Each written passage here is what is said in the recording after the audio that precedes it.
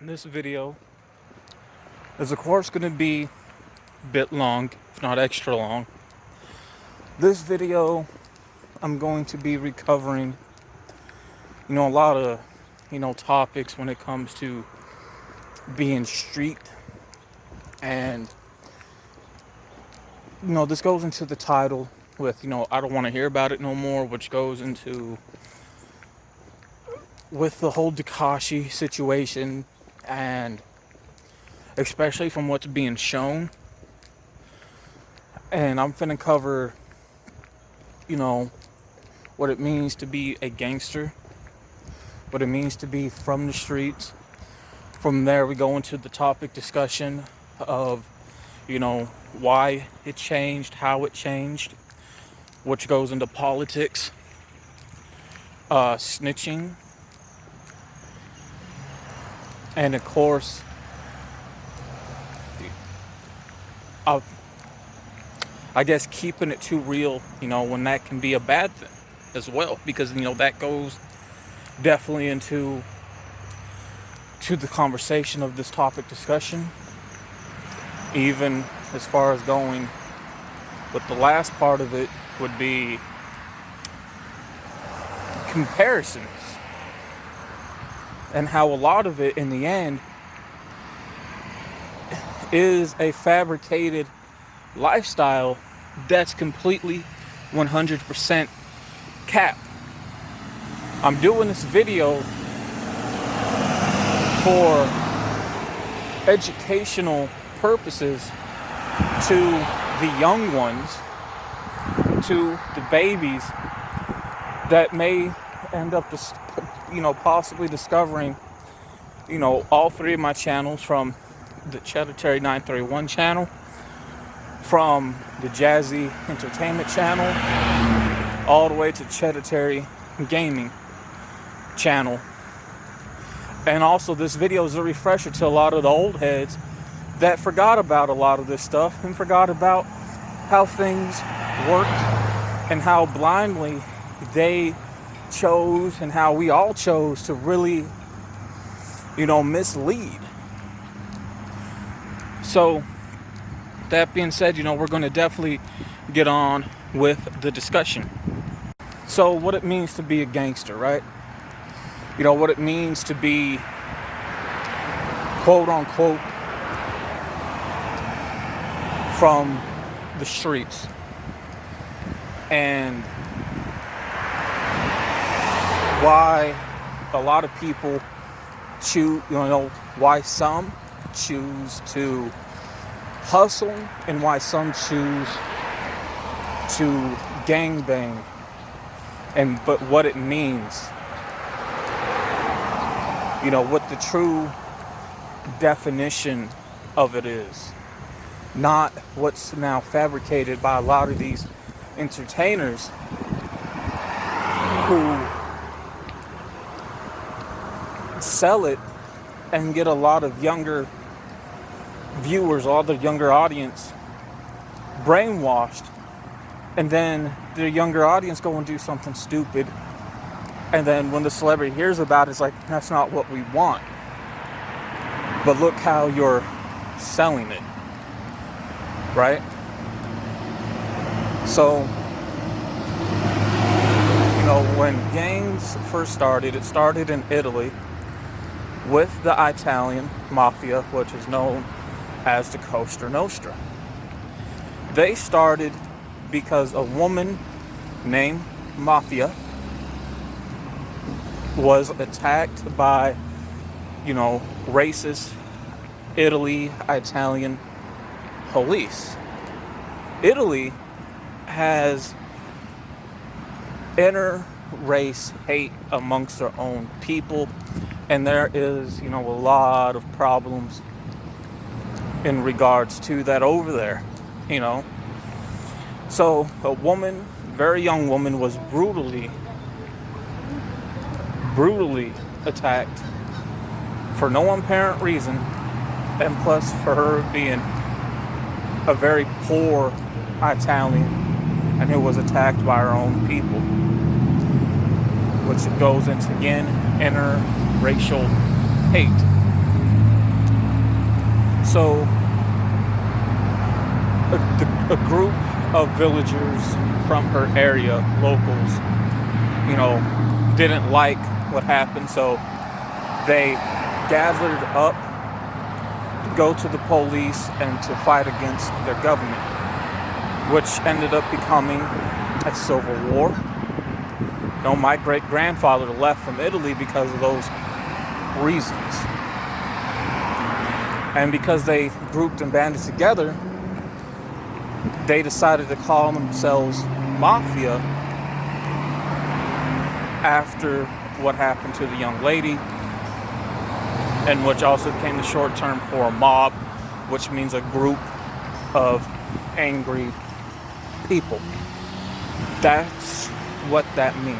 Now, there had to be codes, boundaries set, bridges not to cross, lines not to cross.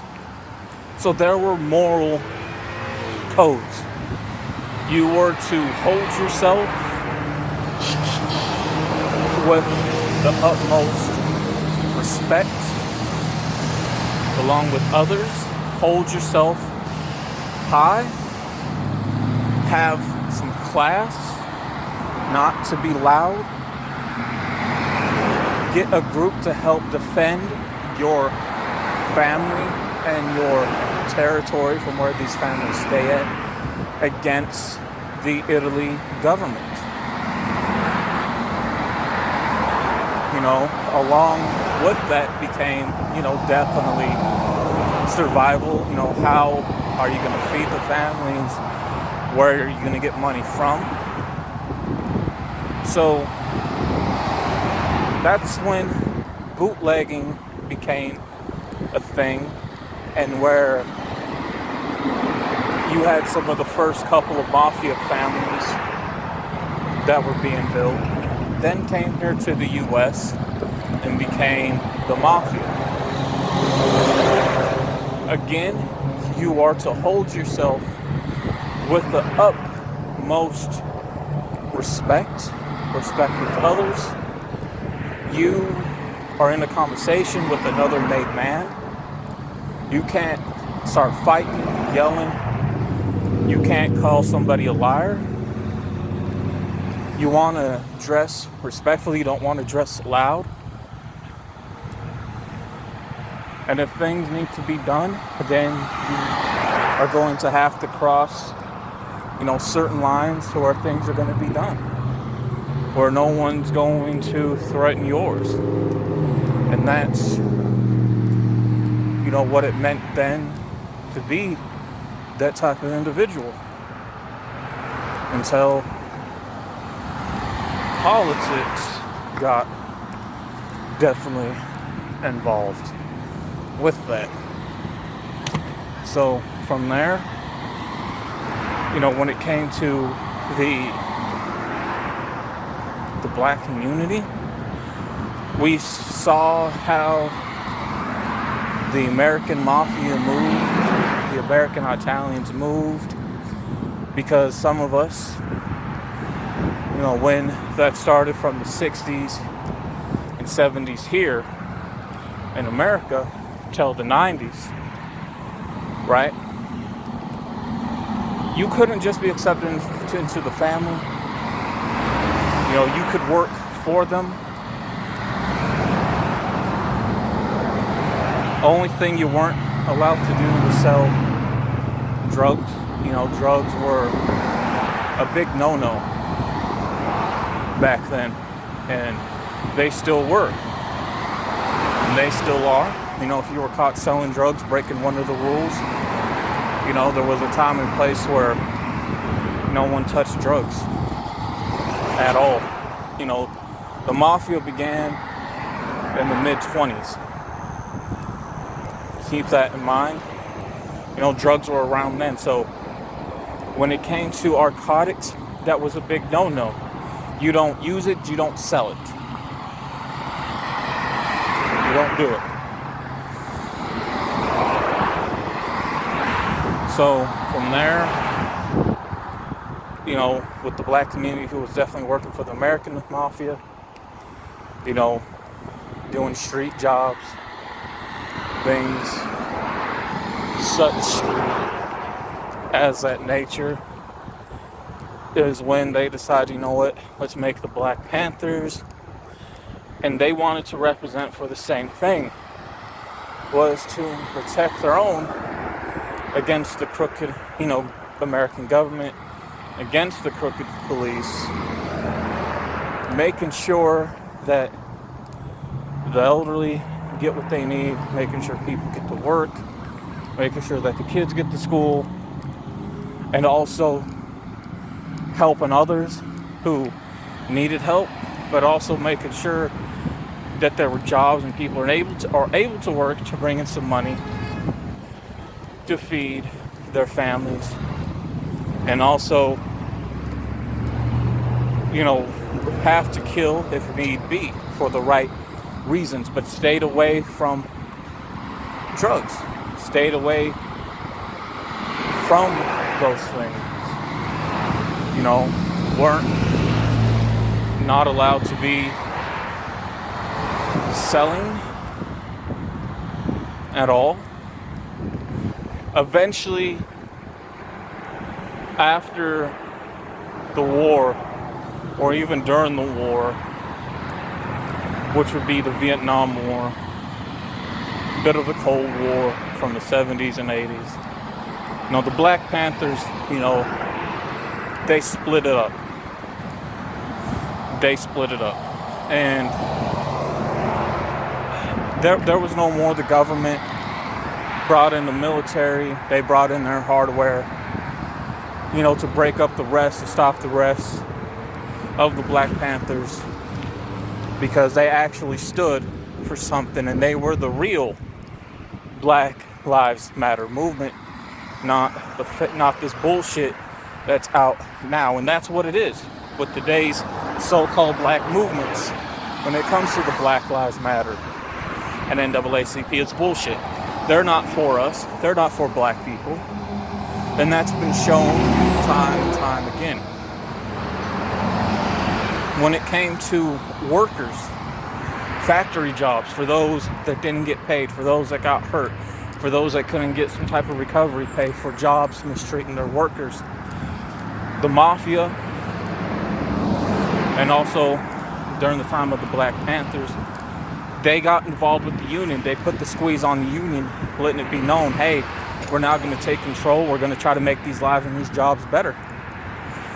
That's what they did for factory workers, because a lot of people's families, came up under poor conditions, white or black, working in these damn factory jobs that we have now that still mistreat their workers, like GM. The union and factory jobs with pay were and got a lot better when the mafia and the Black Panthers were around and involved in the union. Or definitely a lot better. By the time they split it up, going back to the conversation with the Panthers, by the time they split it up, you had Tookie Williams, and I forget the other guy's name, but Tookie, started the Crips, the other guy started the Bloods. This is before the gang banging, before the politics, money, and killing and drugs got involved. They said, you know what, we still want to maintain what we were doing and doing in the Black Panthers. So, they knew just how bad things were going to definitely get. They knew how bad things were going to get, and things did get bad. So, for a lot of the younger audience that wants to claim these things, you have to know the history and what they stand for. CRIP means community progress and service. If you come around messing with any of the families in that community, they're going to be in service. They're going to retaliate. They're not going to put up with that. If you were claiming blood, it means family. We live together, we stick together, we fight together, we help to protect our own. That's what family do. Family is blood. Now, eventually, during the time of the war that took place in the 80s over across seas, not Desert Storm, but Vietnam War, what took place, what brought into the U.S. that helped split it off, those gangs to becoming what they're known for now, was drugs. Drugs got brought into the U.S. because of the military. This is before the conversation of politics start, the same thing with GDs, known as God's disciples originally, and they stood for the same thing that the Black Panthers stood for, because God had a couple of disciples, a few good men. But sadly, the GDs became gangster disciples, and they're known for what they're known for today. So what it meant to be a gangster was not to be loud, but to protect your own, even by any means. Sadly, and this is where we get now to the conversation of politics when it comes to the gang lifestyle, the gang mentality.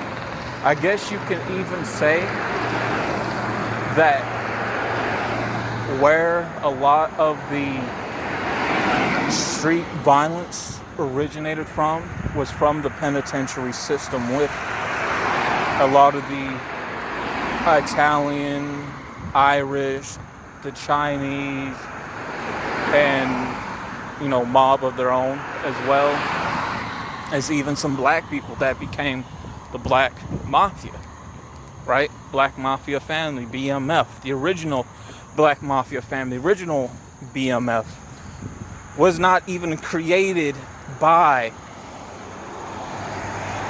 what was the dude's name? Turk, I believe. They took that from the penitentiary system back when, before they were even born, and then said, you know what, we're going to create BMF in prison, because that did where it originated from in the penitentiary system. It did not begin down here in the South, in Atlanta, like they claim. A lot of shit that they did took place up in Detroit, if I remember correctly. Most of them, when it comes to the BMF, we all know from Jazzy and all them, they only wanted to be down here around the South because the South is a party coast. We're not a business coast. And they just wanted to be around rappers and jewelry and women. All the other stuff you hear about took place Midwest, and even traveled far as the West Coast and East Coast. But the original BMF movement took place way before them cats were even born, and started with a lot of the older guys, a lot of the older fellas who were never getting out and who wanted to stand for something. And a lot of them were Black Panthers as well. So keep that definitely in mind. Keep that in mind, all right? So from there, the prison, and going back to the conversation with the prison riots, in there with the gang violence, that's what got out of those walls, that definitely escalated into the streets along with drugs, because the government saw, okay, not only is this corrupting our country, but look how much money it's bringing in. Look how much money is being made. So every time the government sends the military and the SWAT team to do a drug bust back in the 80s and 90s in someone's trap house in California, because that's where a lot of it did begin when it came to selling crack. It didn't begin over in the East Coast. It did begin over in the West. The East Coast, they had their thing, which was the lottery, and then eventually selling narcotics, after that. But before those two things, the, East Coast from Chicago, New Jersey, and New York, it was bootleg liquor. It was underground gambling, which were called speakeasies, because you didn't speak about it, you spoke easy about it to people who didn't know behind closed doors as such, like this. So, that's what, the East Coast definitely had. But when it came to selling and the street violence came in with definitely the West Coast, without a doubt. And every time there would be a bust, the government would put the drugs back on the street along with the money, because they saw how much was being brought in. That ended up corrupting the Italian mafia here in America.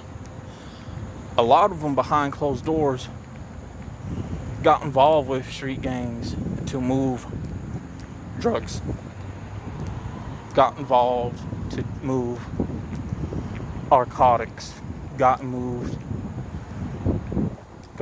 to do that. And if they got caught, yes, there were consequences behind that, because again, the Italian American mafia did not want any part of that. So there was definitely some hypocritical decisions and hypocrite moves that were made in regard to that. But when it came to the street gangs, which are black communities, it corrupted them. Their early stages where they started selling to their own. The rules definitely were getting blurred, bent, broke, crossed, bridges, lines were starting so fast to where a lot of the underlings, and this is when we get into the conversation of being too real. But before I begin, a lot of them done, deals with bikers as well. And the bikers, never had a code like they even claimed. They didn't. Yes, they were more brutal and harsh, but they didn't have codes. Because of this, and because of them, really playing a major role in the black community by moving narcotics, definitely goes to show that, they didn't have standards to begin with. And biker gangs been around for many, many, many, many years, and they were always violent and ruthless. Biker gangs originated from cowboys who were outlaws back in the days of the West. So, got to keep that in mind. But back then, the days of the West, there were moral codes, though, as well.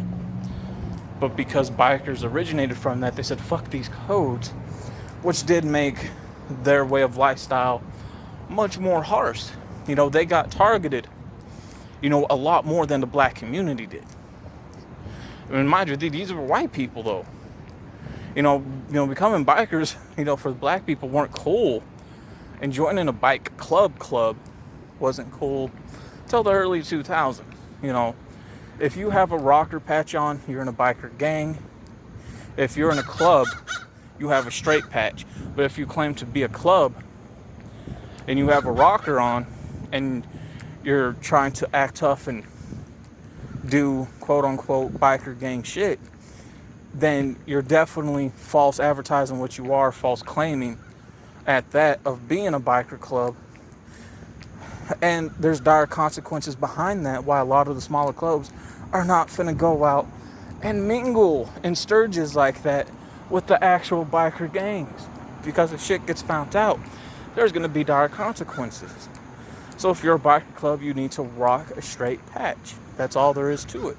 Not a rocker. Keep that in mind. So when it comes into the definition of being real, if I'm the main red winner and I have a group of people, working under me, and I'm trying to make sure, you know, try to break even. Some people may not get, some people may get more than others. Some people may get less.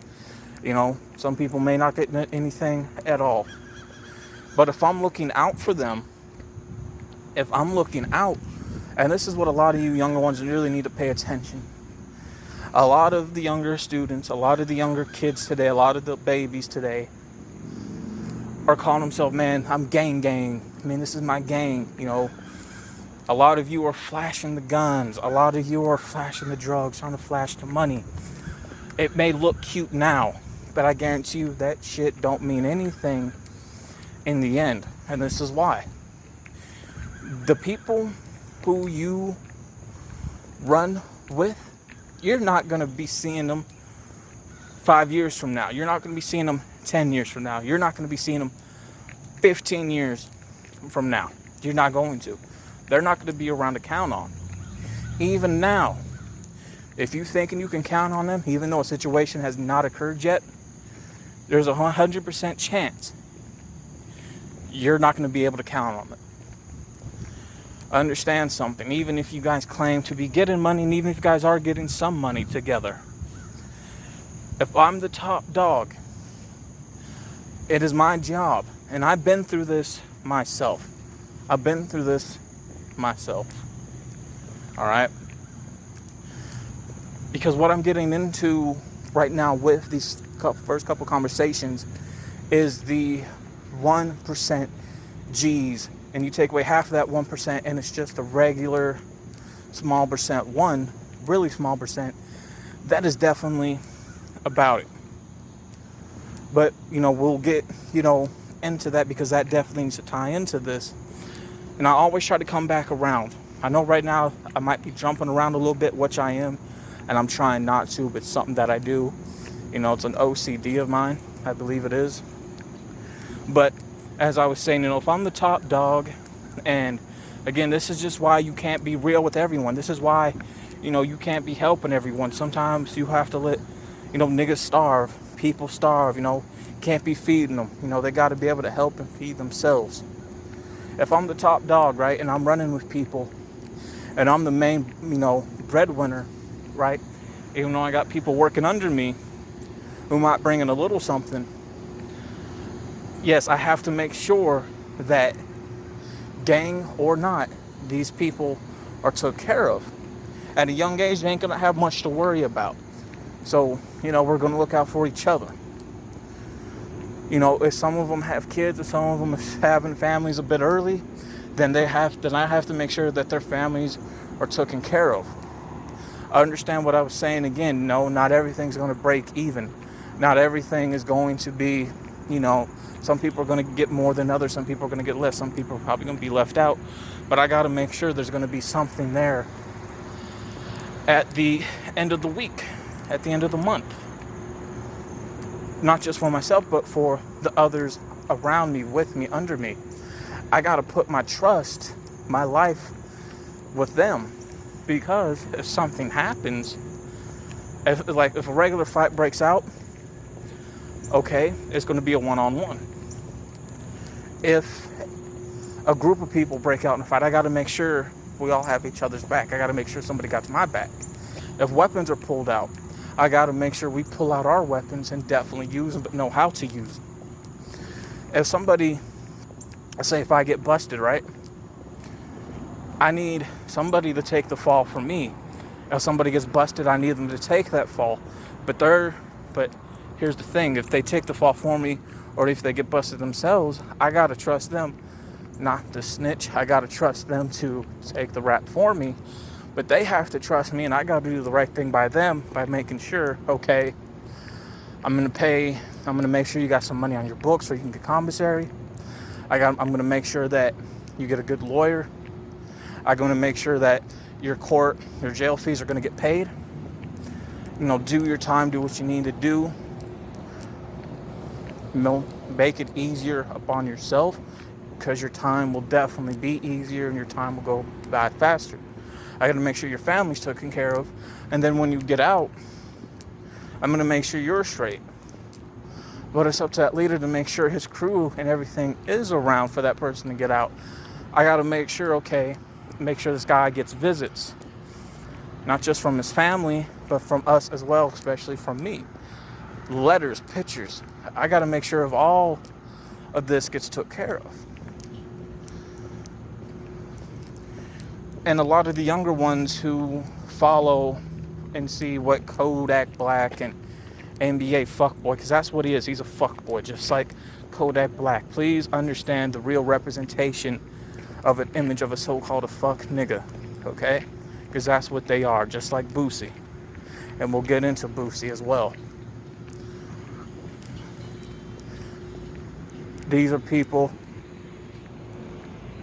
who keep getting locked up. These are people who keep getting in trouble taking the rap for the people underneath them. That's because the people underneath you, one of them got busted, one of them talked. They all have a hidden agenda to get the top dog out of the picture because of what? Jealousy, envy, because now they want to be the ones that want to be on top to make money, to make even more money. And they think that, man, forget how this dude is doing things. We need to be doing things how other people are doing, which is being loud, reckless, flex, and get into tons of fights and shootouts. Right? So, when keeping it real, you're going to have your own people stab you in the back to betray you. Even if you're by yourself and you roll with your partner and your partner been down for years and then, ran the streets together, your partner is going to have a hidden agenda to where your partner is going to definitely want you out of the picture. Along with all this comes with, effing their girlfriends or baby mamas or their wife because they're going to be weak and vulnerable. The kids are going to be without their father, and the kids, with all the men that come around, when these women have to put their kids in these other people's hands, the kids get beaten and sexually abused behind closed doors and get fed drugs too because of shit like this. I've seen it happen, and everything that I'm talking about so far, and this goes into the conversation of 1% G's. Down here in the South, yes, once upon a time, it was indeed very dangerous. That small 1%, that very small 1% felt like 100%. That small 1% I was around when it came to, one, drugs being used. Drugs ruled my life for a long time. Drugs ruined my family, killed my family. The streets I got exposed to through sex, with prostitution, pimping.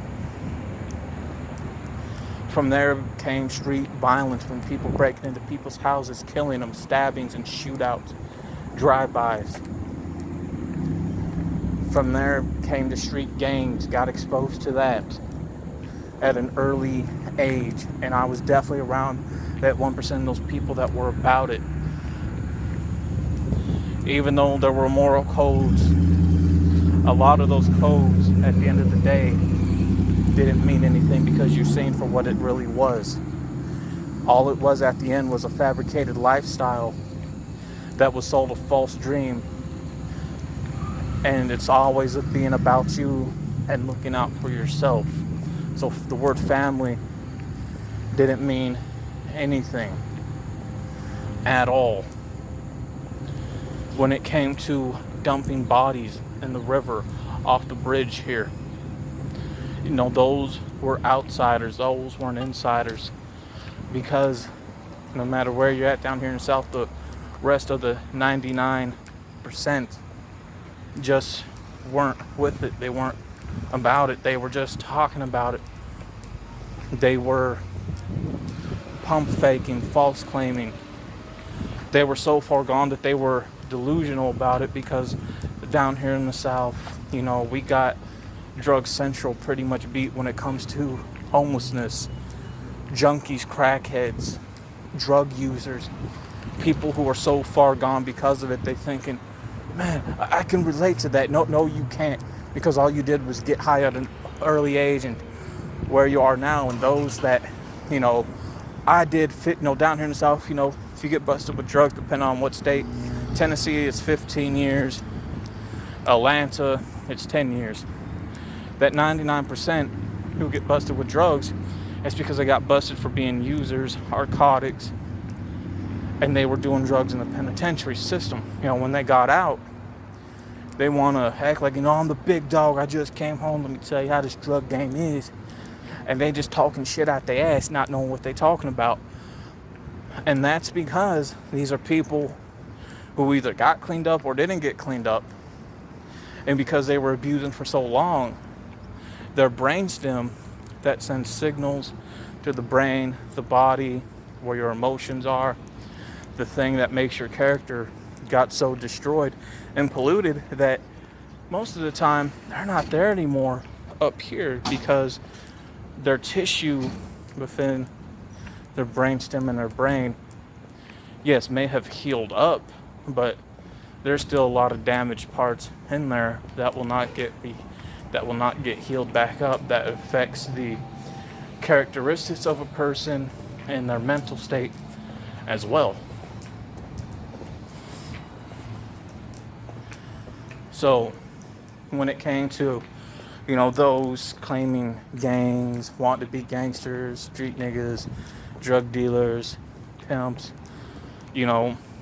they were not about nothing, because they may have known somebody smarter than Paul 1% that was about it, and they feel like, yeah, man, I'm good, I got that rap, yeah, hey, that's my homie, hey, they vouch for me, hey, they'll vouch for me. No, they will not vouch for you, man.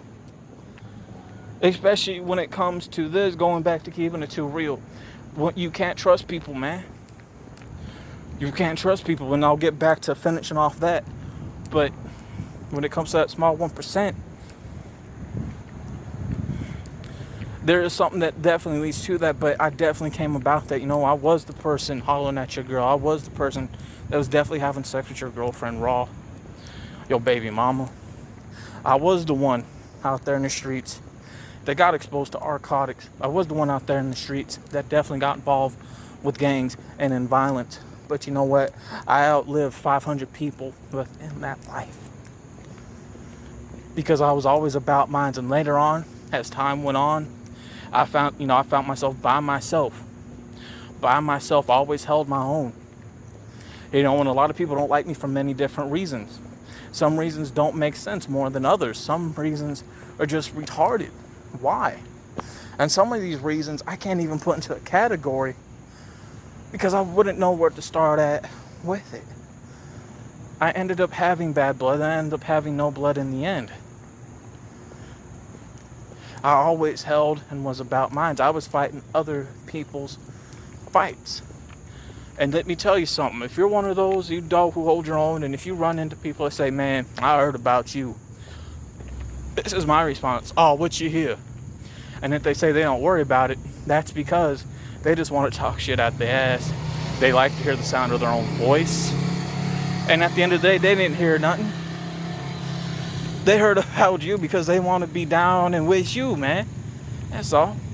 But going back, to the conversation, again, that also falls into the 1% as well, is that, you can't be down with everyone. A lot of people are going to put you in situations that they find themselves in, and then you end up getting caught up more than them.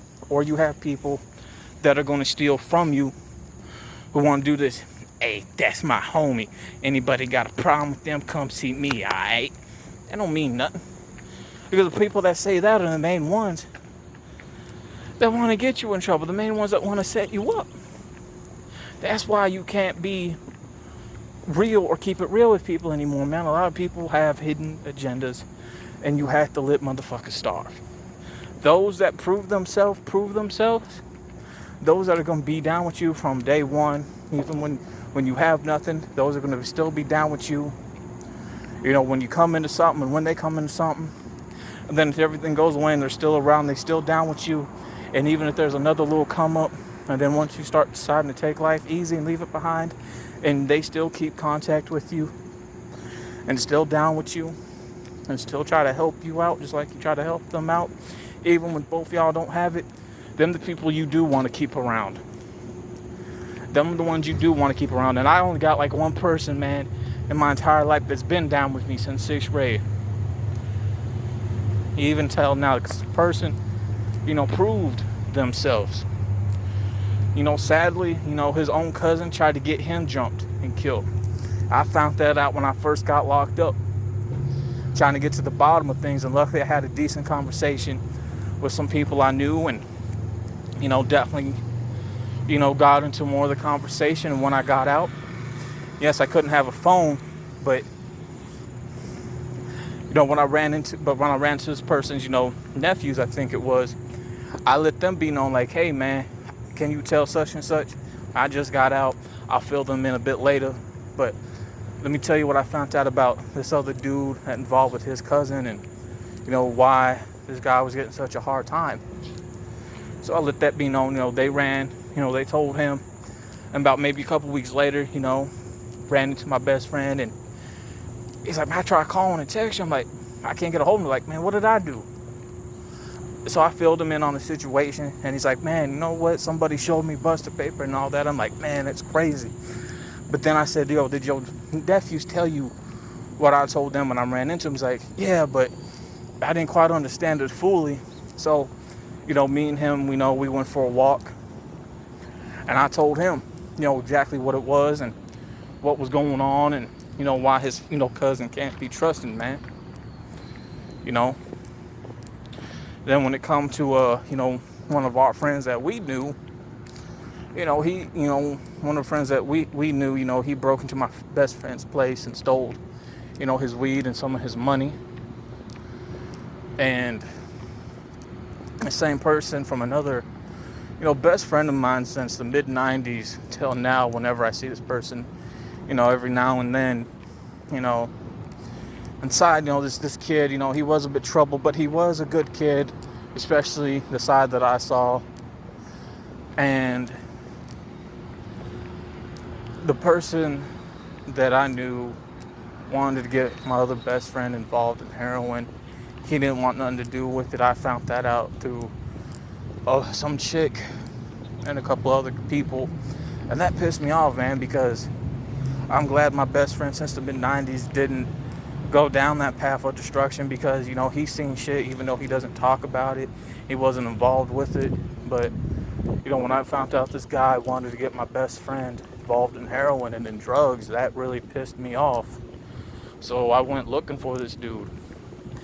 Now, my other best friend tried to tell me, man, don't fight this dude, man. It ain't worth it once you see what he looks like. And I seen what this dude looks like, man, like a real dopey, man, like hardly losing his teeth. You know, when you do heroin and drugs, from cocaine, pills, liquor, cigarettes, weed, meth, you know, you do lose your teeth doing those things. You know, there's consequences behind everything when it comes to those actions. You know, I even had my ex-best friend try to set me up, man, rat me out. Who's a fucking straight informant who's best friends with somebody in law enforcement, man. So that's why, you know, you don't want to keep it too real. And going back to end the conversation, 1% G's, you know, a real gangster is somebody who's by themselves. A real gangster is someone who looks out for others and put others before himself. Somebody, you know, a gangster doesn't have friends. Real gangster doesn't have money. No. A real person stays true to himself and evolves over time. And once they gained so much of whatever respect there was, and once they make that decision to leave, they leave it behind. And those who actually know and respect the code will give the blessing, like, look, nothing's going to happen to you. You have my honorable word and blessing, and retire from it. You know, one of my mentors, who's like more of a father to me than my other father, was one of the biggest blood and drug dealers in the South. Sadly, a lot of that stuff was, never documented properly because the South got overlooked for quite a lot of things when it came, things such as that, like the original Baby. A lot of you kids, may know this person as Birdman Baby, the guy with the bald head who talks to Lil Wayne and everything. He ain't Baby. The original Baby, I actually have a picture of him on my phone, and this cat came up in that area of Louisiana. And a lot of people envied him and jealous him, and he's saying that, a lot of these 99% niggas ain't about shit. So he left, became better, became good, became definitely quote unquote hood rich, a lot more than Birdman himself. Because when he went to New York, when he would come back down south, every now and then to see his mom and some people who he did keep in touch with and help, a lot of people just wanted to sell him off, and he was like, no, get the hell away from me. So he was the original Baby. I forget his name, but I even have a video as well of a little bit of a documentary of this dude.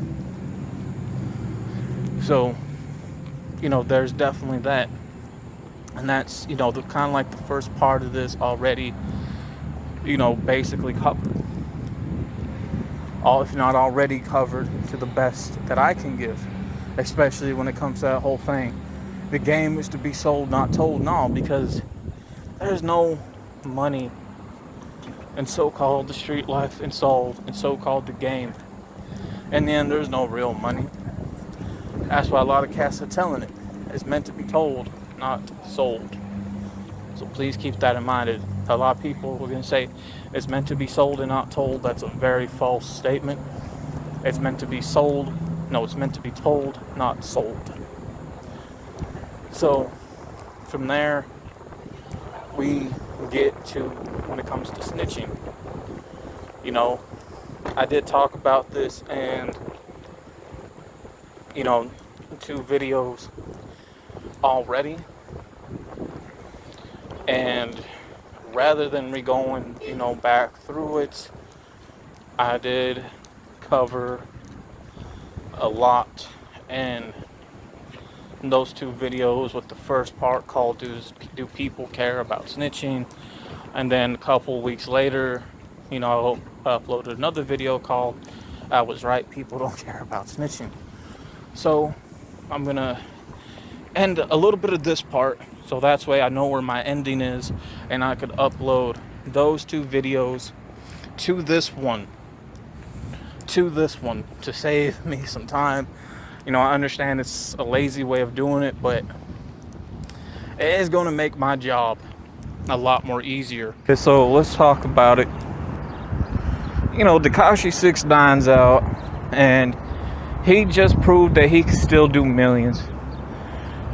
During the concept of him, snitching or telling on people, even as far as, doing not even 2 years, man. Like, he may have stayed 2 years, but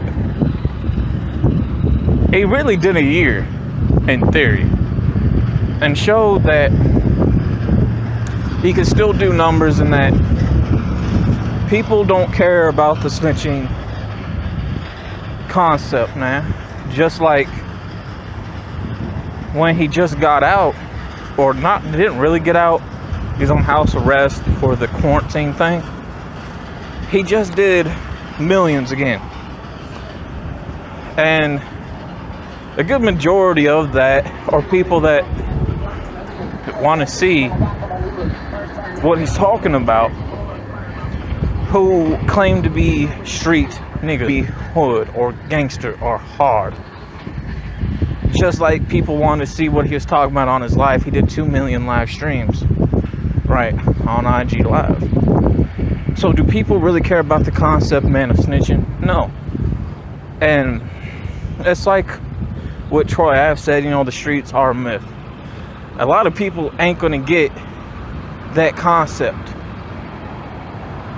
I understand that concept about the streets being a myth, because I get what dude means by that concept, because I have a street background, and let me tell you something, man. I went through what people just didn't like me, who didn't know me out of no reason. Even the closest ones to me wanted me gone. And to kind of give an example, like snitching goes far back.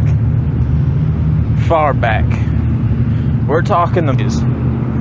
Because if you were part of a kingdom, and if you were working for the king, and you were telling what the king plans were to the person that he may had a problem with in another part of the land with another kingdom, and if they were going to go to war, and you told the other person what the king's plans were,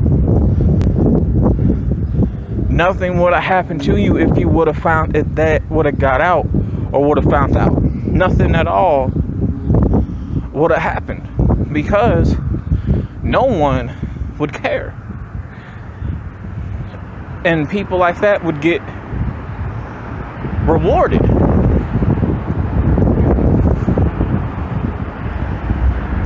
Or like snakes, like Jafar from Aladdin, right?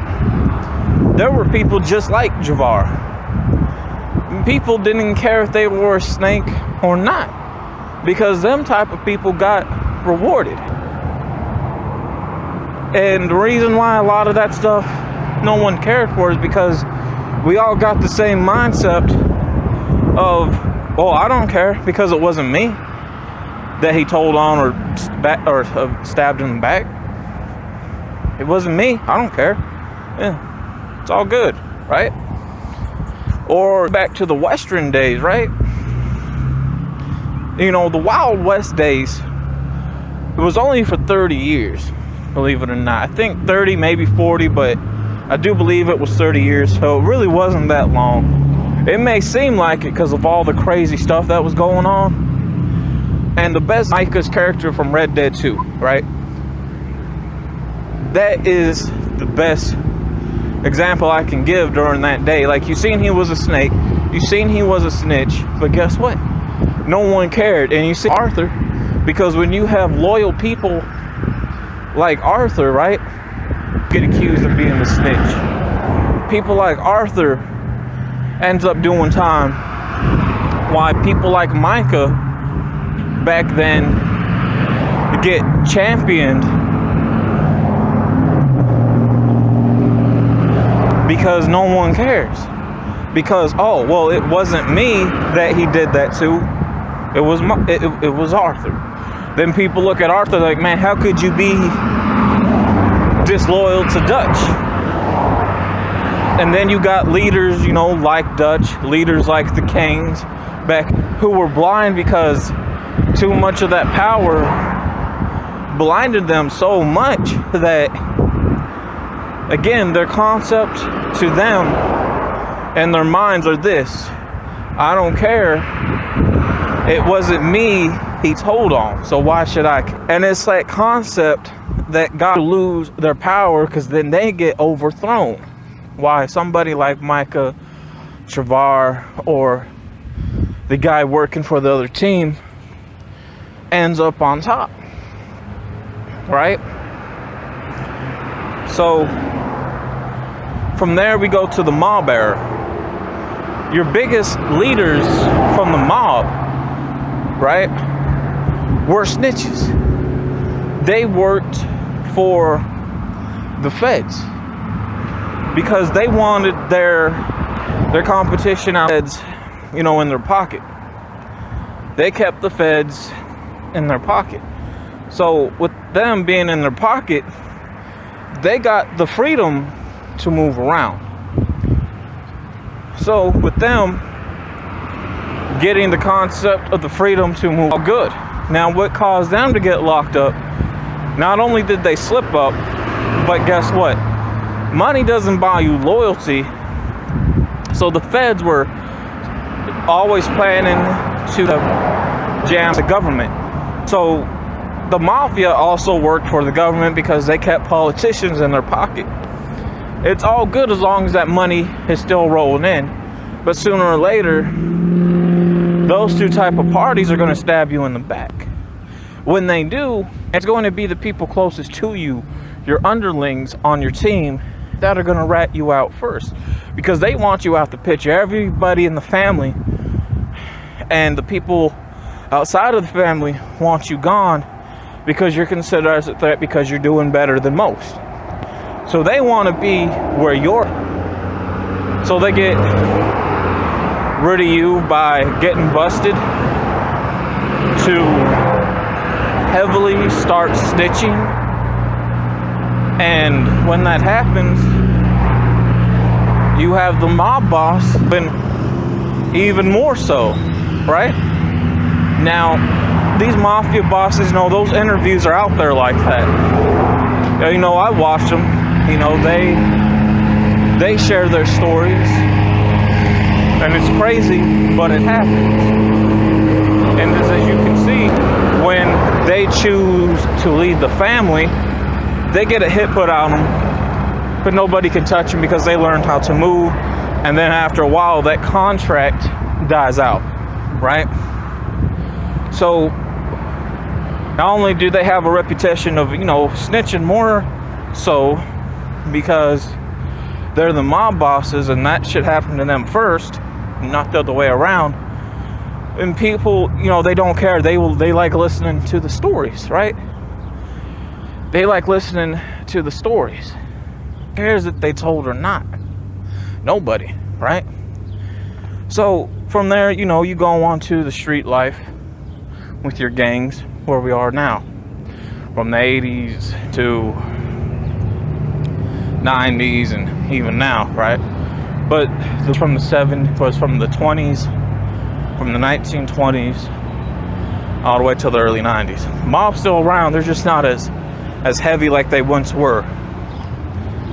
But from that, you know, with street life, right? The street life, when it comes, it's the same thing. It's the same thing because, you know, you can be the biggest, you know, hood nigga, street gangster. People around you, well, some people around you, man, that it's all good because everyone's doing bad. But as soon as you're doing good and they know how you're getting this money, they're going to start telling on you. They want you out the picture so they can get some money. Well, guess what? You know, nothing happens to them once people find out, because that person gets championed so much that people start on you and brought you down. So again, no one cares if you snitch. Nobody cares, man. And everyone's mindset is going to be the same thing. It wasn't me, he did it too. And their mindset's also going to be this: oh, well, fuck the other, brought that onto himself. Take a look at Nipsey Hussle, for example. The person that killed him was known as a snitch, right? People didn't care. People didn't care. They let him walk. And that's how Nipsey Hussle get too damn close to him. Plus, he kept his business in the streets too much. After he got killed, ain't nothing still happened to that guy who snitched. Nothing. So those on the West Coast, yes, it's mainly all gang stuff, and there's no moral boundaries, no moral rules for himself, and everyone is food, right? Yeah, YG in the game can talk big shit, but they're not gonna do nothing about it. They're not. So, bitch, man. Some of your big snitches are in there who claim that they're not, or who claim to be the hardest, or even roll with the pack or in a gang. Well, guess what? It's very hypocritical in that system, and those that have done time before know what I'm talking about. I've done time before. And it's like this, okay, if you snitch on somebody, right, we gonna get you. Or if you snitch on somebody, we're not gonna care because it didn't happen in this house. So we're just gonna let you be your friend. If anything, we're going to protect you. But if it's in the house, right, okay, then you're gonna have some people that are gonna get you. everybody else ain't gonna care because, oh man, it wasn't me, he did it too. If you snitch on the whole house, it may end up being them killing you. But most of the time it's like, man, whatever, it happens, right? But if you're part of a group or a gang, right, you have it to where they will start snitching on other people to get them out the way so they can get some commissary and some prison or in jail. We'll find out. No one's gonna care. Just like you ain't even gotta be in a pack or in a gang for that to happen. You can be an individual by yourself as a independent card in the system, right? You're gonna have people approach, what you in here for, man? Let me see your paperwork, tell them your story. They're gonna do that because they want to find out everything about you. So when the time comes for your court date and they know, guess what? They're gonna go to court. And what are they in court for? And they're gonna start testifying against you to get time off their sentence to add more time to yours. It's very fucking hypocritical in there. But again, you know what? Nothing ever happens to the so-called snitch. Just like my ex-partner, yes, he was a quiet country city boy. He wasn't built about that life. His cousin, hold up, wait till the siren passes.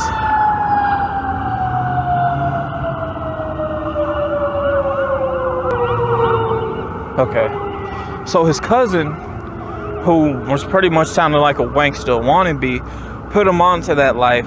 And when that happened, a lot of people knew this dude wasn't about shit. He was clean aside because where he stayed at, straight road, no more than a little town with nothing.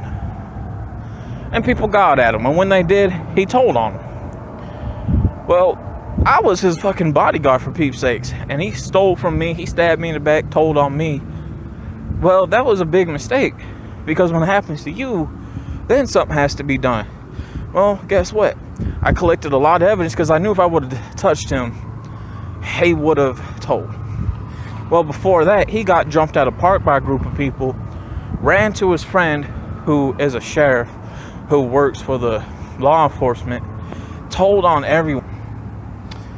And they even got the video took down of him getting jumped. He told. Well, once I got at him for what he did with me, I put it out that, you know, man, you can't come around here. He was so scared for his life that he had to have his girlfriend, man, eat tech. Can you please stop? He's crying. He needs to get into Colombia, blah, blah, blah. I didn't let up, you know. But it got so fucking, what, man, I'm going to give you your life back because I feel sorry for you, bitch nigga. But then once he did it again to stab me in the back, I put even more stuff out there. Well, he decided to join a bike. No more, I don't want to do rap. I'm going to do country music. But false flag my music has rap when it's not. Reason why he joined a biker club. They're not a gang, they're a biker club. I'm surprised they ain't got killed for walking a rock when they should be rocking a straight patch. So, you know, I come to approach me from the house, right? His biker club. And it's supposed to be the leader. Well, if you have a problem with what I'm doing, with me right there, ain't shit fucking happened, so I'm still here. And if he was a real biker gang and he didn't do nothing about it, the whole club would have got dealt with and killed by another biker people, man. But once I provided him with not just actual statements, not just with actual proof, they still fucking protected him. They still protected him. But then he's like, well, you know what, man, you're bringing too much attention to us. So they kicked him out. We're doing something behind the scenes. You just let Wayne find out everything. So if you guys would ever try to do something, he's gonna fucking tell. So now he joins another biker club, right? Who's a known snitch. Now, for those that are wondering, this shit is heavily documented here on this channel, just like it is on my other channel, which is Jazzy Entertainment. Now, Jazzy Entertainment is the most heavily documented because it has more stuff to it. Now, this one has a lot of stuff to it as well, and you can find all of that stuff on a playlist on these channels called the Butt Bandit. So, Again, it just goes to show, you know, no one cares if you snitch if you work for the feds, man. Because it's that mindset, oh, it didn't happen to me, so it's okay.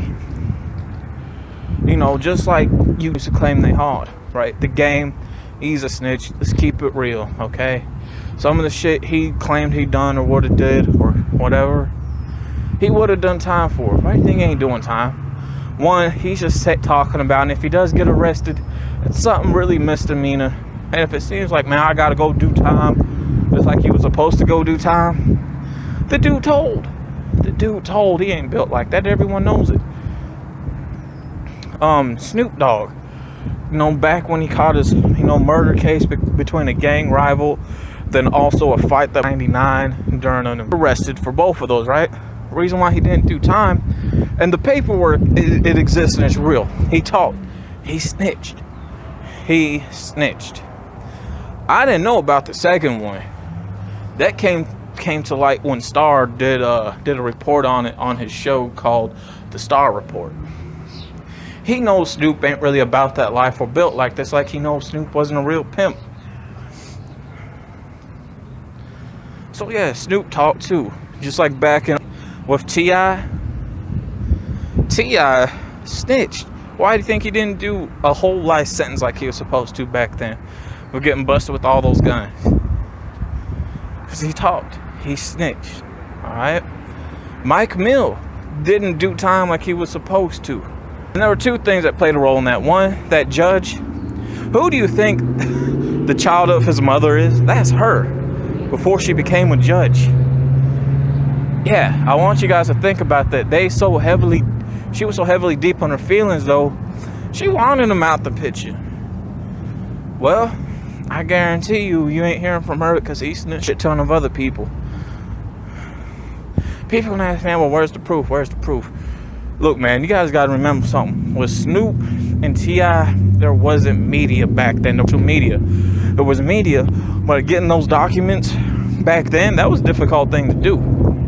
But they're out there. Mike Mill, I guarantee with the money he had coming in and the help with Drake and Rick Ross, yeah, I'm calling that whole beef fake between them. They're gonna have money coming in for him to where he's gonna get paid to keep quiet and out of, you know, the public view. But Mike Mill's not a street nigga like that. He may come from the streets, but he ain't a street nigga. And I'm about to give an example with the Tekashi case, right? I had some opportunities in my life that came to me, man, in a good spot.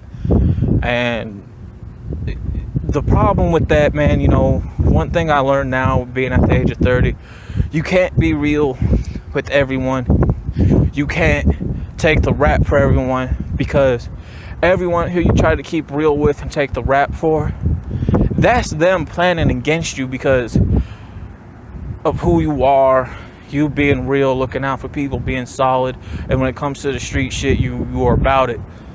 And that was me. And keeping it real is a bad thing. Keeping it too real is really bad, because you're gonna opportunities that come your way, and when that happens, those other people that brought you to those points to take you down, they get those opportunities, man. I had people, yes, that were close to me, or people that was outside of me, who did stitch, who did told on me. When I got arrested, I had people calling the courthouse, calling the jail, who did not want me out because they didn't like me for whatever reason, and they wanted me gone. That is called snitching. And you know what? When they were letting it be known, what? Ain't nothing happened to them, but as soon as I'm walking free, it's fuck you. I want you dead. I want you back in this. Locked up, blah, blah, blah. And these people don't do shit when they see them. So, with Tekashi's case, guess what? He kept it too real. Because these people were moving out the hood.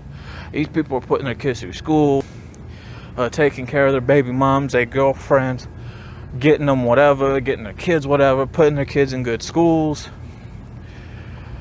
While Tekashi was staying in the hood, Tekashi was losing money, losing jewelry in the hood because of them type of snake niggas, man. they bullied him into doing all this because, like, man, look, you got to prove your weight one way or another. But guess what? With you, the main person that's feeding their families, there's jealousy that comes with that. So they wanted him out the picture from the very beginning, and they were plotting on him. Yes, they were fucking his baby mom, but his baby mom's been a hoe. They were planning on killing her anyway, so it's like they're gonna kill his mother and his child, then all because of jealousy, because they wanted him out the picture because he was the money maker. If I'm the money maker, you can't kill me, because without me and my money, you and your family and your friends and all of you ain't gonna make it. So you guys need me, so I need somebody to take the rap from me. Yes, everything got heavily documented. It turns out to be true, but he told on them because, like, you know what, I see what's going on, fuck them. So people don't care if Tekashi told or not. He really wasn't about it, and he came clean, apologized to people that needed apologizing to. But in the end, do you blame him though? Because if I'm the breadwinner and you're trying to get rid of me, then it's fuck you. Because now you're trying to get me job, niggas walk free. Yeah. For example, Kodak Black, who I don't care for, right? The dude's locked up, yeah. When he got locked up before several times, guess what? It's because the people close around him didn't care about him. They didn't take the fall for him. They wanted him out the picture. I ordered for him to get locked up. And with him doing, yes, he's doing time, but he ain't doing time like people think he's doing. He'll be out. He'll be out really early. Why? It's because he struck a deal to get them niggas locked up. So he snitched. It may not come to light like that, because ain't nobody gives a fuck about Kodak anyways, but it's true. Just like Little Boosie in 2013, and I shared that story. I think it's on this in particular channel. I forget what I titled from it, but it is on this channel, you guys to check out. But Boosie fucking snitched back then. So Boosie ain't really a gangster built like that. But in order to know more about that story and what my problem is with that is because I'm one of those people who wanted to bring down when he got locked up who he snitched on. And I wrote one of his songs to leave it. I recommend you guys checking out the video because it goes deep in that detail about the story. And I don't call him Boosie, I call him Pussy, Little Pussy, because that's what he is. And people ask me, what are you going to do if you see him now? Honestly, you guys are going to know about that story. Just watch that video. Now, with that part, you know, and everything being said, the whole snitches get stitches and lay in a ditch thing, it's not real. I'm sorry, but that's just a false concept, man. People don't care. When it comes to the shit that I name, people ain't gonna give a fuck. You're gonna get championed, man. You're gonna be the most loved. People don't like the people who keep over shit that I just now explained and named. Them other people, they look like, oh, you snitching. Some of your biggest gangsters are snitches. Some of your biggest entertainers claim to be. No one cares if you snitch, bro. No one cares if you telling, man. Because why? It's that whole concept. It's not me, he's doing it too. I don't care. And people don't care if you snitch. I seen motherfuckers in the streets, man, from back then and even till this day, who will tell, who will give up a person, man, snitching. Or it's like, picture a street fight, right? Like a hood, like your typical hood rat fight, right? One person against a few. And I seen this happen both ways, man. The person that gets beat up calls the cops, gets the other group of people in trouble. But then I seen the people that call cops just to get the person who got beat up in trouble. People don't care. They don't care because you know why? Because whoever called the cops and whoever getting who in trouble first, that person is going to be loved anyways. That person's still going to have people fucking with them, man. About the concept of snitching. They don't. And honestly, man, I kind of like 6ix9ine anyways, man. The dude's entertaining. I like some of his music, though. May not be my taste, but it's alright. I ain't got a problem with the guy. I don't. You know, guarantee you, man, within the next couple of years, he's still gonna be here. He's still gonna get paid. Everyone's saying that, man, I'm not gonna fuck with him, are gonna fuck with him. People right now are fucking with him. I guarantee you're gonna see Snoop, T.I., The Game, 50 Cent fuck with Tekashi within the next couple of years. I guarantee it. I guarantee it. But guess what? That's just gonna show, man, no one cares if you snitch, bro. No one cares, man. Nobody cares. And I think that this proves it even now. Just like you take a look at back then and stuff I explained, you know, do your research, do your history. No one cares. Believe it or not, Tim Allen worked for the federal system as a snitch. He tried to go to shit for selling crack, right? Well, he struck a deal and told. But no one cared. Because everyone still likes Tim Allen. I like Tim Allen. I think he's a good actor. You know. I think JFK before he became president. But no one cared. He's JFK. I like JFK. But you can see, no one cares, man. No one cares. Just let it go, bro. Just let it go.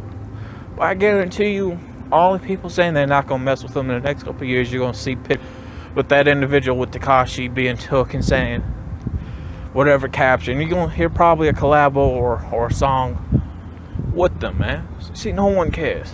Man, who snitch, man?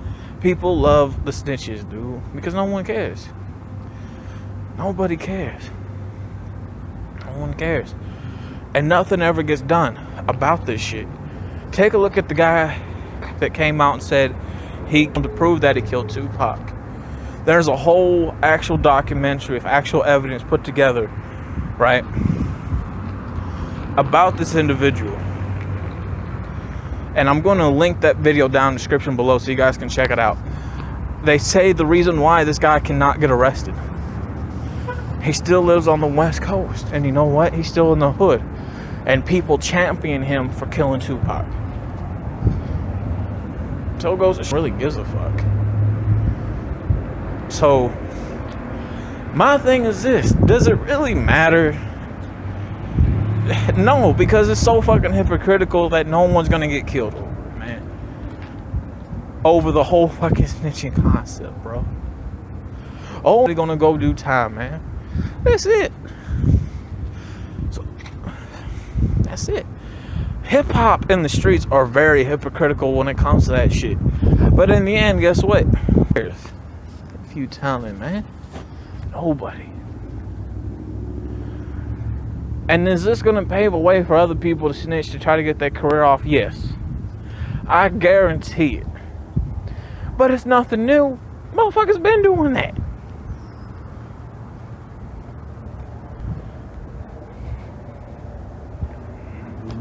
Well, yeah, man, but with that being said, I'm out. How do I end this? There we go.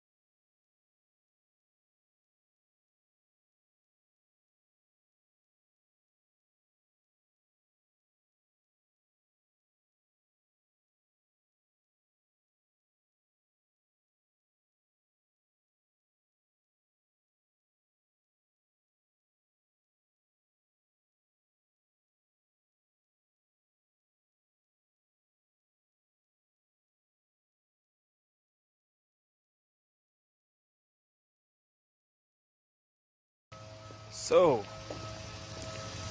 guys already know, we gotta talk about it. I think with what happened, it does go to show, man, no one cares that, 6ix9ine snitched. If you guys take a look in the a little bit behind the scenes video that was posted by somebody who was part of his entourage, and the music, a little short music video he did, he was in Brooklyn, and a lot of the people from Brooklyn gathered around, even the ones from the hood, everyone from the black community, who was saying, man, I ain't gonna mess with them dudes snitch, this, that, and the third. They all still showed him love. So I think in the end, in the conclusion, that I made about the first video called, Does Anybody Care About Snitching? And I will leave a end screen video link to that, so you guys can check that out. In that video, I made the conclusion like, man, no one really cares about snitching, because, I broke down a lot of examples and real stories in that video, because I'm 30 years old, and I'm definitely before this generation, the ones that are coming up now, the ones that are part of the Kashi's age and a bit younger, people who are part of, Yachty's age, Kodak age, young boy age. I know I'm missing a couple other people as examples, but I know of them. I don't listen to them. They're not my kind of music, with the whole mumble shit and drill type, but I'm definitely for this generation. I can tell you guys, in my generation, I know a lot of us now that you may hear us say on these broadcasts, like, man, we didn't indulge snitching, we didn't mess with anybody who snitched. I have to say that's complete cap, or like a complete lie, a complete false, narrative, because I can only speak on from my point of view and from what I have experienced. And the thing is, we did mess with people. We still were friends with people. We still talked to people. We still hung out with people. We still invited people, who did snitch. Even when we found out about it, in the end, we didn't care. If anything, we acknowledged it and we championed it. So the main ones who are, definitely my age on these broadcasts, or on a lot of these, like, hip-hop debate shows, like, Wayno's my age, from Everyday Struggle, right? I guarantee you he acknowledged snitching. I guarantee you there were people in his camp that were snitching, man. And I guarantee they found out, but they didn't care. They didn't care. Just like the generation before me, from the 80s and 70s, a lot of the, dope dealers, for example, right? Like, I'm from up north, but I've lived down south my entire life. So on the East Coast, we heard about a guy, named Apollo, who killed Richie Porter. And Apollo was a snitch. And he only did so many years because he gave up a lot of people. Well, he was from Brooklyn. And from what I hear from especially Star, real name is ChEDDErTarY, he talks about New York and how, Brooklyn niggas, indulge and engage snitching. They stay snitching, according to him. And I have no reason not to believe him, because there's OGs that can verify for Star, because he came, he never grew up in the hood or nothing, he let that be known, but he definitely got down for his, in the streets and earned his rep. And even he can definitely vouch for a lot of the, big time so-called street hustlers and dope dealers up there. They were snitching and people indulged it. So when Impalo got out, people were celebrating Impalo, man, when he got out in Brooklyn. So that just goes to show, again, no one, doesn't care about snitching. For those that, go to church, I use, some of the biblical stories that we hear about with Jesus, right? And his homeboys that turned on him and ratted him out. Them people get indulged and champion more than Jesus. Down here in the South, we champion snitches, man. For example, Buck, he was supposed to do 6 years for a tax. Man, down here in Tennessee, we champion Buck though. Even though we really don't check for him like that, because the dude is a bum, and he did get found out about him being a bit of a bum. But, he talked, he snitched. He only did a year. But we didn't care. Just like this generation that looks up to Boosie. Boosie crossed a certain line when it came to him snitching. And we don't fuck with him no more. Let alone have him down here in the South anymore. He was down here in the South one time in Tennessee because he had to do some business with Buck. And Buck had to give him a bit of a pass. 24 hours. Now, to understand what Boosie did, I'm going to leave an end screen video link talking about why you shouldn't look up and listen to Boosie anymore. Because if anything, I'd rather choose 6ix9ine over Boosie. And you guys will hear why when you guys check out that video.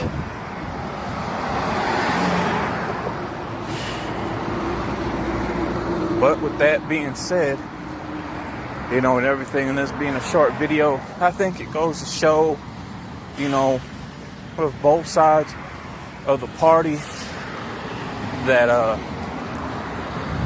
I don't want to say both sides. I think with all three sides of the party, from the West, East, and South Coast, people don't care about snitching. Take a look at the West Coast, man. You know how many famous artists from up there that got pretty much found out years later they cooperated in some way, form or fashion with the feds, and either did no time or very little time, but yet everyone still messed with them. Like I know down here in the South, we don't mess so much with the East Coast music as we do with the West Coast, because how West Coast street life was a bit similar, if not almost similar, to the South. And notice I said the word was and not is, so past tense.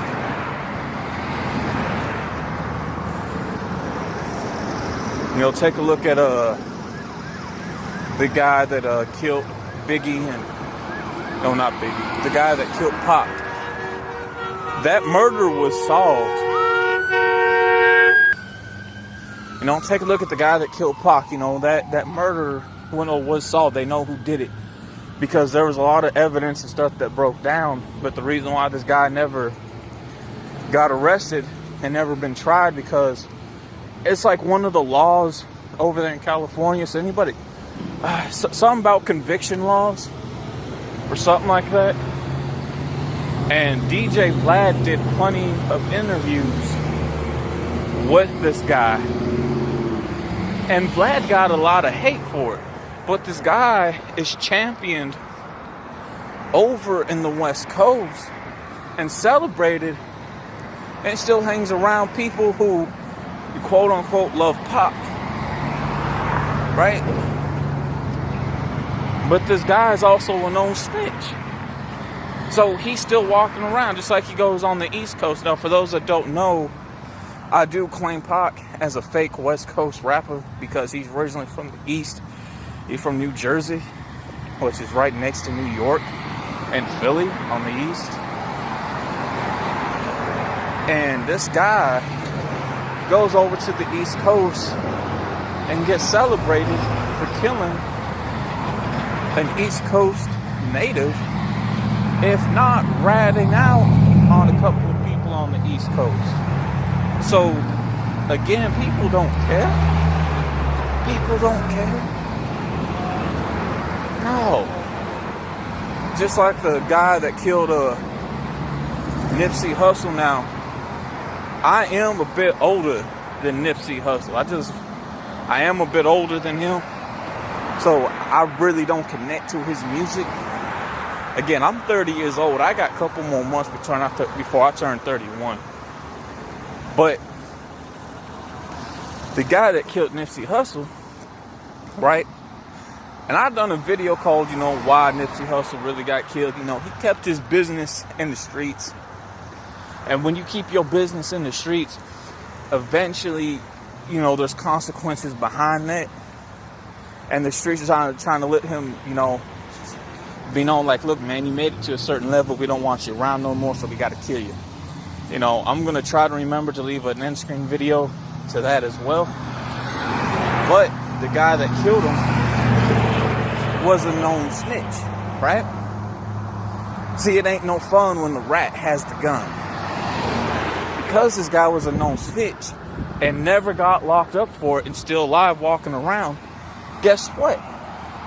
People in Nipsey's hood and Nipsey's area, even within the city, this guy is still acknowledged and championed for killing Nipsey Hussle and for being a snitch. So the whole prerogative of snitches get stitches, lays in ditches, we don't champion snitches and all that, that's a false narrative. So every generation champions knowledge snitching to where I think I'm pretty much right when I say no one cares about snitching at all. I may not listen to Troy Ave, but I heard one of his things that he said, the streets are a myth. He may be a bit off his rocker, but he's right about that. The streets are a myth. All that yip-yapping and jib-jabbering about the streets and how shit goes, sadly, I wish most of that talk was true, but it's not. It's not. 100% it's not.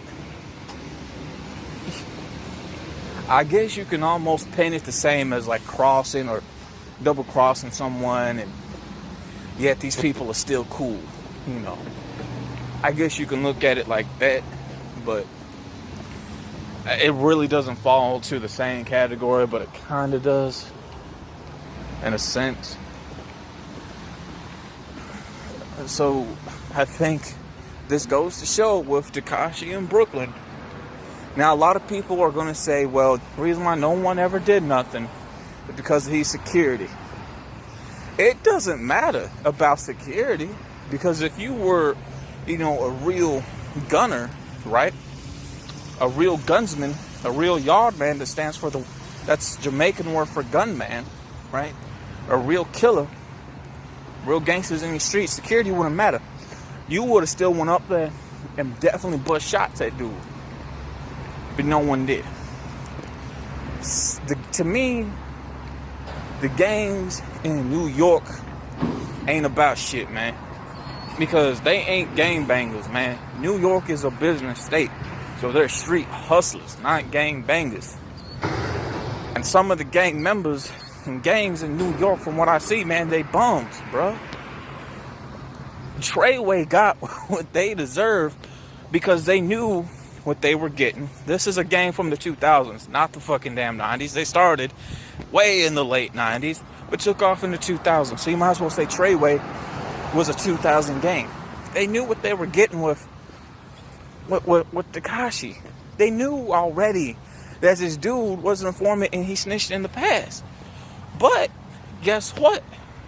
They still let him in anyways. They didn't follow by the quote-unquote street rules or gang rules. They didn't care about the oath they all took. Because again, that shit's a myth. That shit don't matter. And now look at them. Because they invited a rat, got down with the rat, they all got took down by a rat. Them niggas from Treyway in prison right now, you don't think them niggas in prison are eating them up like food for that shit? They eating them up like food. If you take a look at Shawty's picture that he posted, he looks like he's hurting and starving in there. I guarantee you he's getting ran for his breakfast tray, lunch tray, dinner tray, commissary, even using up his money on his phone. Cause I guarantee you, them niggas in there in prison, they ain't gonna let them do some Treyway eat. No, they doing this like, look, man, you guys let a rat do all this, man. You guys knew what you got into. You all ain't gangsters. Keep it a buck. That's what it is, man. And I said it, yeah. Especially when you have somebody who has a platform up there, and I ain't gonna say guy's name. He knows who he is. You know, meet a couple of people on IG, you know, live and stuff, you know. So people talked about it. You know, we may not got big platforms. My platform may not be that big. And I talked to somebody about this, and this individual interviewed some New York gang members, and about nothing. But this guy who does these interviews, there's proof out there that was being shared that this individual keeps a rat with him who reports to him, and he is fucking around with this person literally and paying this person. But and this dude's a hypocrite, so when it came to some other people on this platform who were brought out as snitches, he wants to call them out. And because of this, he messed up his platform for a bit. But still keeps a snitch around. So this dude is from New York. I'm not sure if he's from Queens or what, but I believe so. So in the end, you know, people don't care about snitching, man. No one cares about snitching in the streets. Because again, it's a myth. It's a myth. No one cares about it. And I think with what was shown, niggas in Brooklyn champion 6ix9ine. And we're only going to see more of New York champion 6ix9ine, showing love to 6ix9ine. And like I said, us people in the black community, we're hypocritical. We're hypocritical. We want to call somebody else as a snitch who's not black, but when it's one of our own who's black and who is a snitch, we look at him like, bro, you did the right thing. So we don't keep the same energy. And as you guys seen, all the black people in the hood from Brooklyn did not keep the same energy at all. What does that go to show you? No one cares in the end about snitching, bro. No one cares about snitching in Brooklyn. So with that being said, I'm out. Peace. So there's one part I did leave out and I kind of want filled in, so this video might be 20 something minutes long. But you know, down here there's a biker club, and they move like a biker gang, but they not a gang. And that's the thing, what they got deeply confused. If you're a biker club, and I looked up certain biker codes, biker rules, and on a YouTube channel, and they break down the difference. If you're a biker club, then you're a biker club, but you shouldn't be wearing a patch that's a rocker. And a rocker patch is like, kind of goes like an arc shape. So if they're a biker club, they need to have a straight patch, which is just straight across. But they want to do badges with what certain ranks and certain members get in biker gangs. And I have evidence, quote unquote, physical mail, heavy documentations, heavy documented, especially on my other channel and on this channel, about one of their members who is a fucking rat, dude. But you know what? He got down with another biker club that knew they accepted him in, but he left that one, so he cross-jumped and back into the other one that he was in, and they accepted him back. So that lets me know that, one, they wanted to play tough, and when one of their leaders tried to approach me, he didn't do nothing. He didn't do anything at all. So then that also lets me know, okay, one, these people ain't about nothing. Two, you accepted a rat back in, which means your whole crew is fucking dirty, which means all of you are pretty much rats. So it goes to show no one cares about snitching. No one cares. You know, you got people accepting other people back in, man. I guarantee you, man, if they were around real biker gangs and real biker gangs found out about that shit, bro, this whole bike club would be shut down. They probably wouldn't even get the opportunity, chance to even be alive. But it just goes to show, you know, no one cares about snitching at all. Point blank, period. No one cares. Because if they cared, then a lot of these people who are rats, you know, they wouldn't be alive. They wouldn't be out walking. So I think with what is definitely shown from a biker gang accepting in a rat, vouching for a rat, you know, might as well call them a gang since they want to be one, even though they ain't. They're a biker club.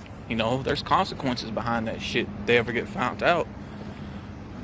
Even with Tekashi, you know, being accepted in with Brooklyn and everyone from Brooklyn, from the hood, especially from Tekashi's hood, bro, they welcomed that nigga with open arms back.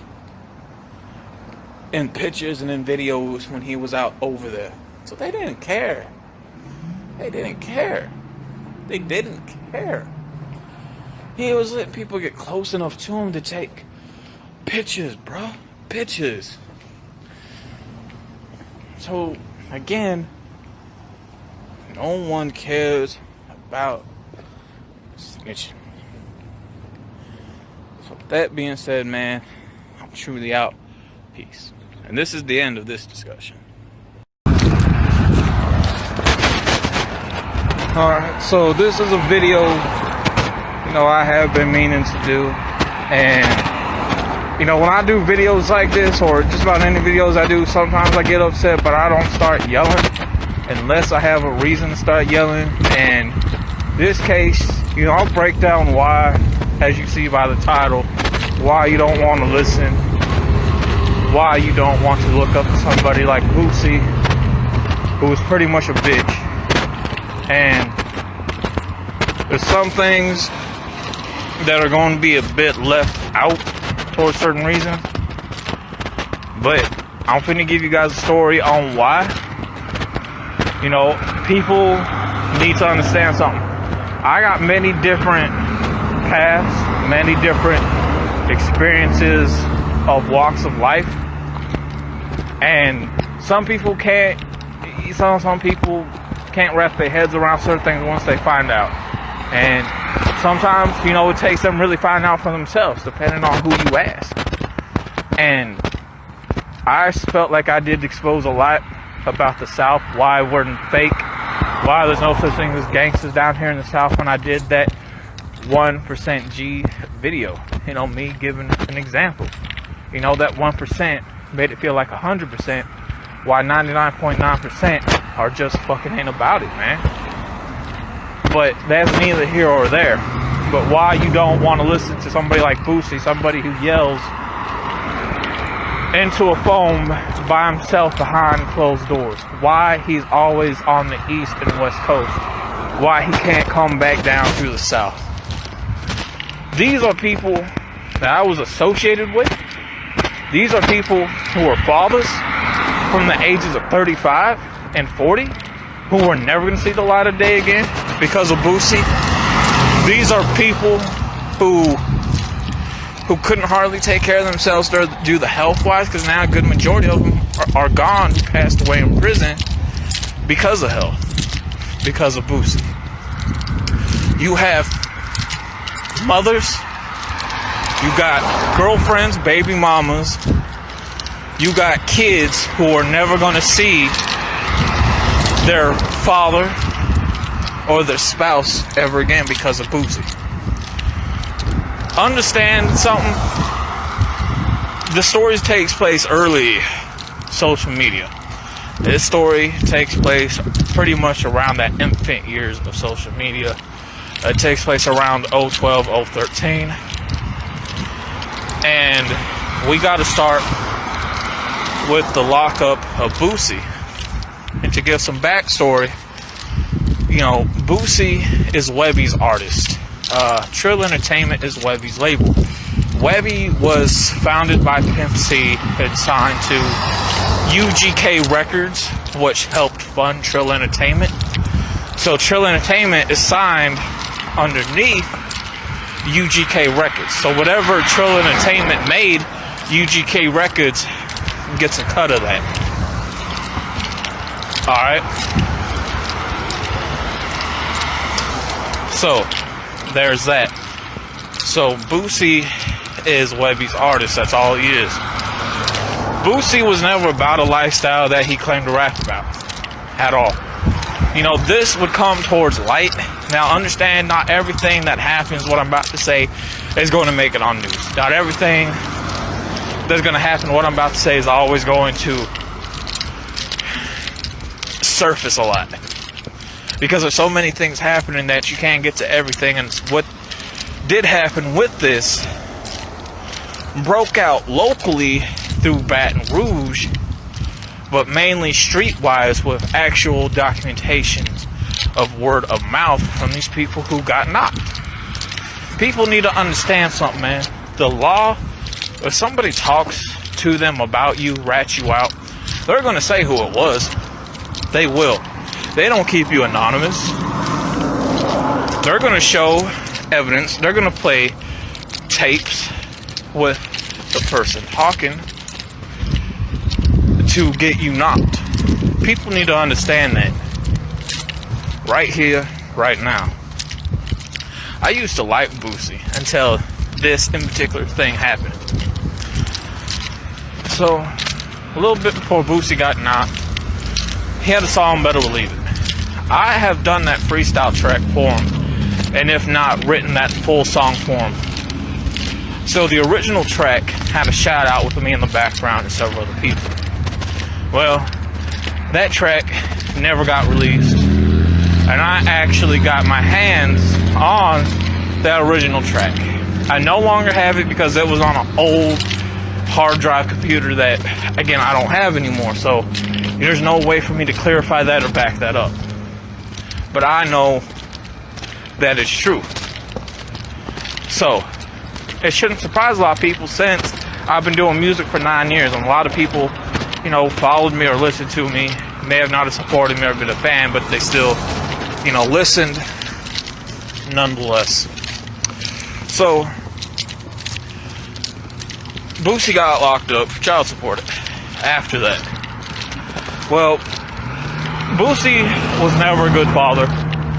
Now, yes, you just didn't have the baby mamas coming out, but you also had the kids that had statements coming out. Boosie wasn't being a good father. He wasn't always around at all. He wasn't taking care of his kids properly.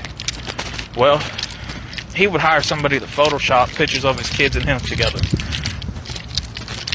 As those pictures surfaced, these pictures would be shared during the time Pat got killed, little Pat. Well, Boosie was locked up at the time. Boosie left too many evidence and a trail behind that pointed towards him. Now, why did Boosie get Pat killed? Well, I'll get to that, because this doesn't just affect that area. This affects the west side of Huntsville, Alabama. This also affects those in Middle Tennessee from Nashville. This also involves people who move drugs to make money, and also people who were gang affiliated. Me, never affiliated, never down, but I was always associated, so I would associate myself, right? Even though the offer was on the table. Because those who do their research, again, they're going to see, man, like, I didn't know you were that deep. And again, you just got to find out and ask. But ask me. I know too many people, even throughout that part of the South, but that part of the South, how that connection came about, this was music on my end. Yeah, I didn't ask for that. But, you know, that part's neither here or there, but I feel like it is relevant to the story. So, Pat got killed. You know, Pat was always local bound, always, you know, bound locally in Baton Rouge. You know, he didn't get a chance to move in. By the time things have settled down to artist-wise on ChEDDErTarY Entertainment, Webby thought it was a good time for Pat. And locally, moving mixtapes and doing a bit of the shows he did locally and or within the state of Louisiana, right, that would accept music of rap, right? He was making some money. He was. And well, this conversation would take place between me and several other people down in that area on Facebook, early Facebook. They were connected to some people who got knocked because of Boosie. Why Boosie got knocked, yes, he gave up a good majority of people to save his own ass. He gave up people to save his own. He threw people underneath the bus. So him saying what he's saying about people now on social media, on Instagram, he's a hypocrite. That's what you call hypocritical. The same thing when he wants to speak about what's his name's daughter being a transgender. Well, I know one of Boosie, a couple of Boosie's boyfriends who came out personally. So Boosie's hiding in the closet. Same thing with Buck. I know one of the Young Buck's boyfriends, for God's sakes. You know, the South is the gay capital of the U.S. Let's not get it twisted, alright? So, there's that information. Well, Boosie would come out and say, Pat's father got his own son killed. Pat's father didn't get his own son killed. Pat's father suffered through Alzheimer's really bad. He was wheelchair bound and he was in a nursing home. He didn't know who his own son was. You gotta remember, Alzheimer's really fucks with you. Those who had friends or relatives who went through that, especially when it comes to, you know, aging over the years, your body's gonna shut down. I do believe his father was a veteran, so he fought. But he was in a nursing home. He was in a good nursing home. You know, Pat made sure his father was took care of. It was, you know, regardless, you know, if that's your father or your mother that goes through that, you want to make sure that they're going to get the best care, regardless if they don't remember you anymore because of that disease, you know. Well, this would break, you know, his father's heart, regardless of his disease with Alzheimer's, and he would die because of this, through heartbreak. It's a real thing. Well, because Boosie left so much of a trail behind, Boosie got arrested and sentenced again and got questioned because he was supposed to go to prison and do half of a life sentence. Why the shooter got life. Well, guess what? Boosie talked. Boosie said names, named names. He gave up drug connects and gangs. The gang that he gave up with his drug connect was the Bloods. I don't know what Bloods, but I think they were mainly Pyru. Well, yeah, they were Pyru because an artist couple of artists were Pyru Bloods down in Huntsville, Alabama on the west side, who messed with me heavy in the underground music scene. So much that I got accepted for one of their awards down there because they thought I was from Huntsville, Alabama. And I had to reach out to one of them and say, hey, can somebody accept these awards on my behalf? I'm not from there. I'm here in Tennessee, but my music got down there. Just like some people thought I was from New York because it got to Queens and Brooklyn. You know, shout out to Queens and Brooklyn. And where my music numbers are at now, I at least have 75,000 streams from Africa alone. And so, you know, that's good. But that's neither here or there. Well, again, we would talk about this, and you got to remember, we didn't have screenshot, and trying to take pictures and trying to post them throughout the phone then, and it wasn't easy, so you would have to go onto the desktop. And I wish I had a screenshot of this, because this conversation would take place on my old Facebook account that got took down because people were, 1, stealing my gaming videos, 2, reporting my music that I did on there. They got my channel permanently deleted. So yes, I cannot back up or prove this part, but I know because I was a part of this that took place. Which is why I named this video Why You Shouldn't Listen and Look Up to Somebody Like Boosie. So, Boosie would give up a lot of Bloods with the drug connects. Because of this, he didn't have to do any time. Understand, he gave up people who were, let's be honest, they weren't considered young anymore. We're talking people 35, late 30s, early 40s, maybe mid 40s at the most. You know, these are people who, as I said, you know, fathers, and some of them weren't in good health. So he gave up not just those from Baton Rouge, but those who are from Huntsville, Alabama, and Nashville, Tennessee, who were connected with Buck, right? Now, somebody would also hear this story, but they had no part of it, but they would also hear the story as well from the streets and from one of the victims who lost, you know, one of their loved ones because of Boosie. So, by the time Boosie got out, they done a show, I think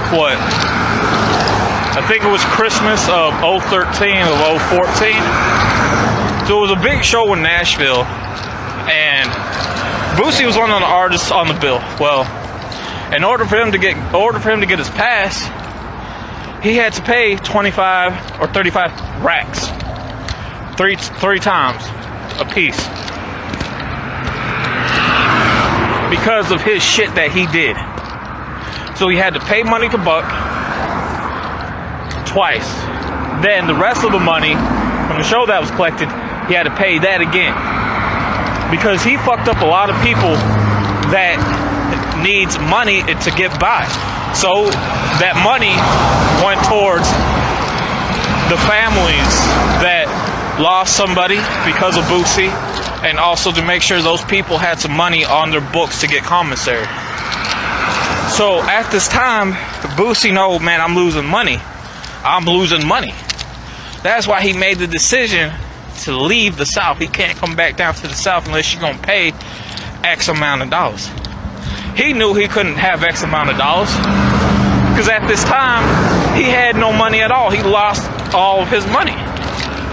That's why he's up in New York, throughout California, the East and West Coast. The only places that he can perform besides the Midwest. Only 2 states that he can perform at down here in the South, because they got so much high security at these big venues, which is in Miami, Florida, Dallas, and Houston, Texas. That's it. That's it. Nowhere else at all. Well, guess what? You don't think there's going to be people that are going to rally up and band together? Well, these are families that come from the streets. They put the word out. Hey, you can't come through here, man. You can't come through here. I had to put stuff out like, hey, you ain't good here, man. So you can't come through. You can't come through. At all. Now, some people say, man, Webby came through. Or Boosie came through. Let me tell you something. Those were not Webby, and that was not Boosie that came through. Those at the Sky Bar, I'm surprised you guys didn't catch on to this. Webby's not light-skinned. Boosie sure the fuck ain't that light-skinned. Those are their doubles. You guys need to understand something. Entertainers, they're gonna have doubles. Because they may not want to go out in public, so they may send their double out. The biggest stars from the lowest of the stars have doubles, man. That guy, that one, I don't want to say it's a viral video, but you guys may remember that guy that came out who looked like Boosie, dressed like Boosie, sounded like Boosie. That was Boosie's double. That was his backup vocalist. That guy started to come out because Boosie fucked him over. Yeah. He written Boosie songs. He recorded reference tracks for Boosie. If not recorded the full track of some of Boosie's songs to give to him that sounded just like Boosie. But he's good. He's good. So the guy that looked like Webby wasn't Webby. Because if you guys take a look at the interview that happened about a week later at the Breakfast Club, Webby, we'll get to Boosie. Webby is he's gone, man. That's what drugs do to you. You can tell because he's so fucked up in the face. His nose is starting to push upwards like a pig's nose. That's what drugs do to you. When you going and doing drugs through substance abuse, out of guilt and depression because of what you're associated with, that's what's gonna happen. So he chose Boosie's side. You could tell Boosie's a drug addict. Because Boosie's cells in his brain are pretty much gone. His liver's gone. He doesn't know his statements from the ass in the ground that he says. He's too busy yelling at the phone, looking around. He's doing it in a quiet place by himself behind closed doors like he does. Because he's doing fucked up shit. He's doing a lot of fucking coke. I'm sorry, but those are the effects of coke every fucking damn day when you mix it with other drugs. Your eyes shouldn't be red like a goddamn tomato or a stoplight. That's what drugs do. So this guy's so fucked up on drugs, he's a crackhead. So people are looking up and listening to a fucking fuckhead who's a crackhead, who's a fake, who's a bitch. Real talk. This is somebody that threw people underneath the bus. This is somebody who gave up people to save his own ass because he's too much of a fucking coward and never was a gangster and never will be. That people want to listen to. You know, people endorse the fake rather than the real. And that's really fucking saying something like that. Especially down here in the South. We're so fucking bunch of hypocrites. Ain't about shit. But there's a reason why motherfuckers won't do shit to me. Because of the shit that I explained in the 1% G video. Because I was part of that 1% that made it feel like a full 100. There's a reason why motherfuckers don't like me. Why certain people don't... Why you see certain people not walk around anymore? Why some have scars? Man, get the fuck out of here. I understand I got a little bit upset with that because it's true. Because there are good people who were good artists who I was messing with and trying to get them somewhere, who he got knocked. Real badly got knocked. And that caused a lot of relationship issues amongst all of us, including myself. Because of Boosie. Well, to go on from there, there's a reason why Boosie is saying that shit he says. Because in New York is a business state. That photo album that I upload with the 80s, those are real fucking hustlers. Those are people that blow your caps back. R.I.P. to most of them. Most of them, some are still out, but they no longer do that. They got out of that life. They doing way more better. But Boosie popping that money shit like he did, yo, not only would they hand their ass to him, but they would take his money and kill him. That's why he does it behind closed doors. East Coast don't fuck with that type of shit. East Coast, from New York, New Jersey, Chicago, that's the real hustler. That's the original gangland. Know your shit. California, West Coast is not the real gangland. Chicago through New York is the real gangland, because that's where gangs originally started at, through the mobster era, and where work was getting pushed through the bootleg era of liquor and gambling. Oh yeah, there was a lot more money then, rather than bringing in drugs. Only thing California known for is gun violence, man. That's it. It ain't really considered gangland as far as I'm concerned, but it is what it is. People are gonna have their own opinion, you know. Well, he does that on the West Coast behind closed doors, because he knows if he goes outside, they see him doing that, they'll just shoot him. Like, hey, leave this motherfucker. Now, they don't know about him up there, so to them, they thinking, oh, he good, he a gangster, he a G, look, brother got money. No, dude's in bankruptcy. You think living off negative $25,000 every year in bankruptcy something? The dude had to lose other much money as well because of the shit that he chose to do. And spending it constantly on what? Drugs? That's where most of his money's going towards. Hell, he does this to sign up for bankruptcy. He doesn't have to pay child support. Yeah, those that don't know, if look, maybe I'm ratting out on the fathers with this one, man, but hey, baby moms, if you're wondering why your fathers ain't paying child support and why they had to sign up for bankruptcy, it's because they don't want to pay up to you. Yeah, that's why. Yeah, if you want to get out of child support, sign up for bankruptcy. Real talk.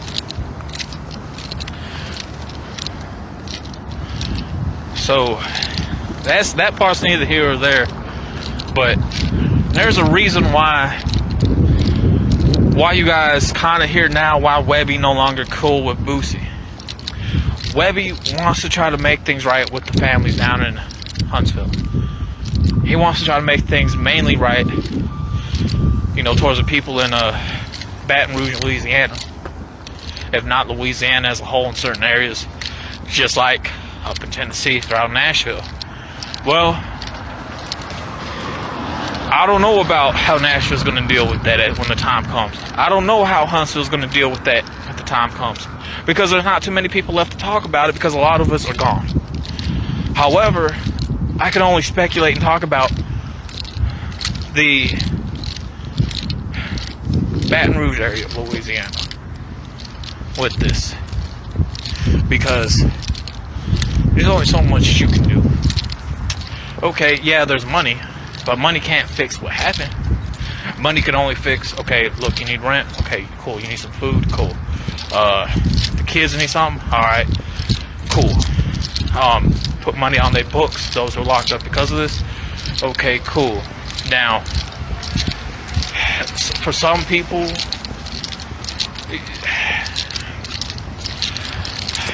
I guess it depends on the mindset of certain individuals. Like, yeah, these families are going to need help in certain areas. You know, plus Webby's homesick. He wants to go home. Well, what can help the situation just in case it's ever needed? Well, information. I guarantee you, Webby knows a lot more stuff about Boosie throughout the years of being on the road when they worked down here in the South. Information that he gave to these families to use, just in case it matters.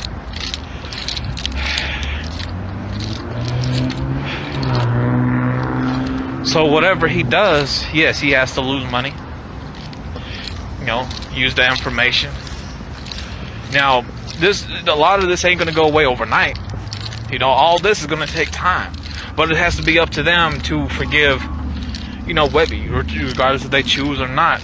And I don't think he's going to want to surround himself with street cats, newer street cats who know, because they might try to kill him. Well, now it's time to get to the main part of this, that people who see this video who are wondering, okay, why did Boosie kill Pat? Boosie killed Pat out of jealousy and envy. You gotta remember, Pat was making more money than Boosie, believe it or not. Boosie didn't like that. That's why he got him killed. So that was the envy part. The jealousy comes in because he was blowing up and Pat was getting ready to leave and move out of the state of Louisiana and Baton Rouge to do shows in other states to be able to see things that he wasn't able to do because he was mainly local bound. That's why he got him killed. He got him killed out of greed, jealousy, and envy because Boosie was losing money and wasn't able to travel. He was also going to get Webby killed because he looked at Webby, man, why the hell did you give dude the green light to move, man? Like, Pat's not your artist, Boosie. As Webby's artist. You got nothing to do with Pat and how his business moves. But you killed him out of jealousy and envy and greed because you chose to make the decision to be a poor individual and make dumb choices that landed you to lose money and then landed you to where you could only perform East Coast, West Coast, Midwest. And only 2 states, like I said before. Miami, Florida, Austin, and Houston, Texas. Now, yeah, you probably would get, what, $25,000 show where you ain't got to split it. Well, you still got to split it, but now you're trying to make money and you're saying trying to do a show. Look, his show, if he does it, people gonna say, man, it's down south. If people gonna be looking for the show down south in Louisiana, it ain't gonna be down south Louisiana. It's not. Now, there are some places here in the U.S. that look like certain parts of where you come from. Well, not me and you, I'm speaking about all of us in general. Like, for example,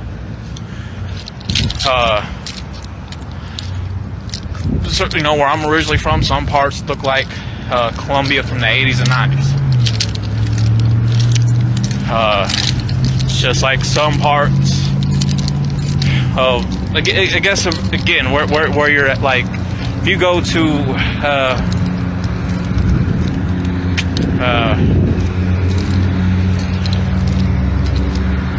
I can't think of right now, but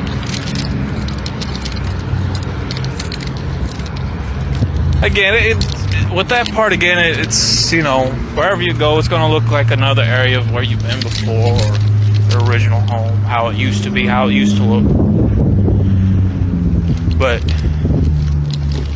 I guarantee you, man, it's not going to be Louisiana. Now, granted, if the person doesn't care and stupid enough, yeah, they'll probably shoot it right there on TV. But with this video, yes, it went on long enough, and the main reason for why I say you shouldn't listen to Boosie, you shouldn't look up to Boosie, take his word for everything, because the guy's a hypocrite. He ratted out on a lot of people, got a lot of families hurt because of his actions. I'm surprised some of his boyfriends, they came out and said, yeah, we fucked. You know, he got Little Pat killed, who a lot of people enjoyed listening to at the moment. And I never got a chance to check out Little Pat, man. I never got a chance to check out Little Pat. Some of his music is gone now off the internet. But yeah, Boosie got him killed over jealousy and greed because Pat was making more money. Pat was on the rise, on the come up in order to move. And Boosie didn't like that. Boosie thought everything had to evolve around him on that label, and it didn't. Them brothers on that label were never cool with each other, man. That's why they fell off and broke up and crumbled the way they did. Because of Boosie's fucking actions and him wanting to play both sides. So that's why you shouldn't really be listening to that bitch-made motherfucker. But with that said, I'm out.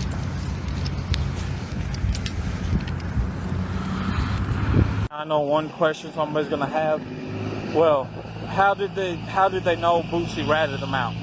Because, man, when these families went to visit these people who are no longer seeing the light of day, and even those that were getting ready to pass because of health issues in prison, they let it be known with paperwork that they have on hand that was put out in the streets and on social media at that time, early social media, that, hey, it was Boosie that ratted us out and did this damage to people.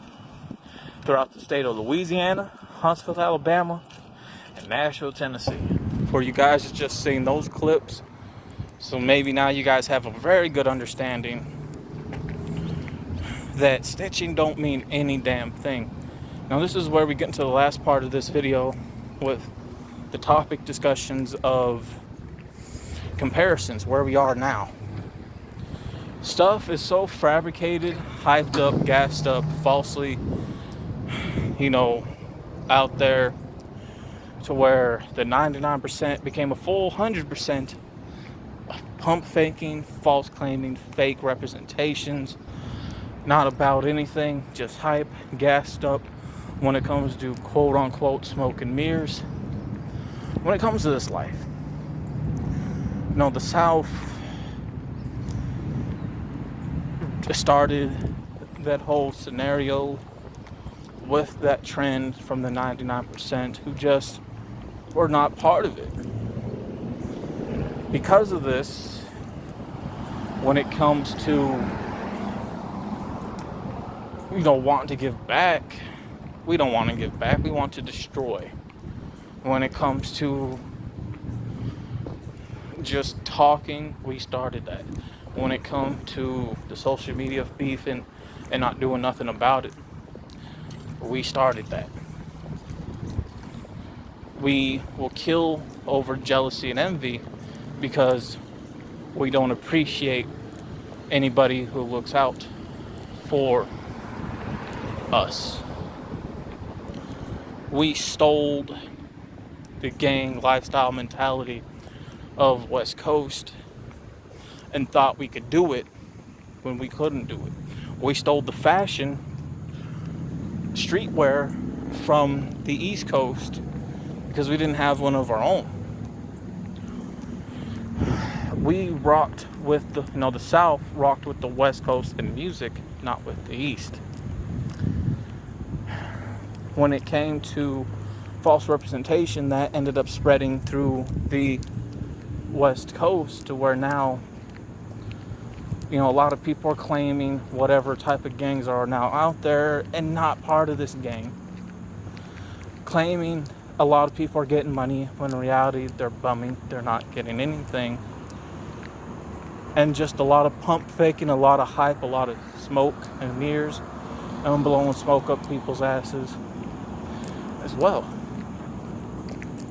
When it comes to being divided, really heavily divided, sadly, that also came from the South that went to the West Coast. And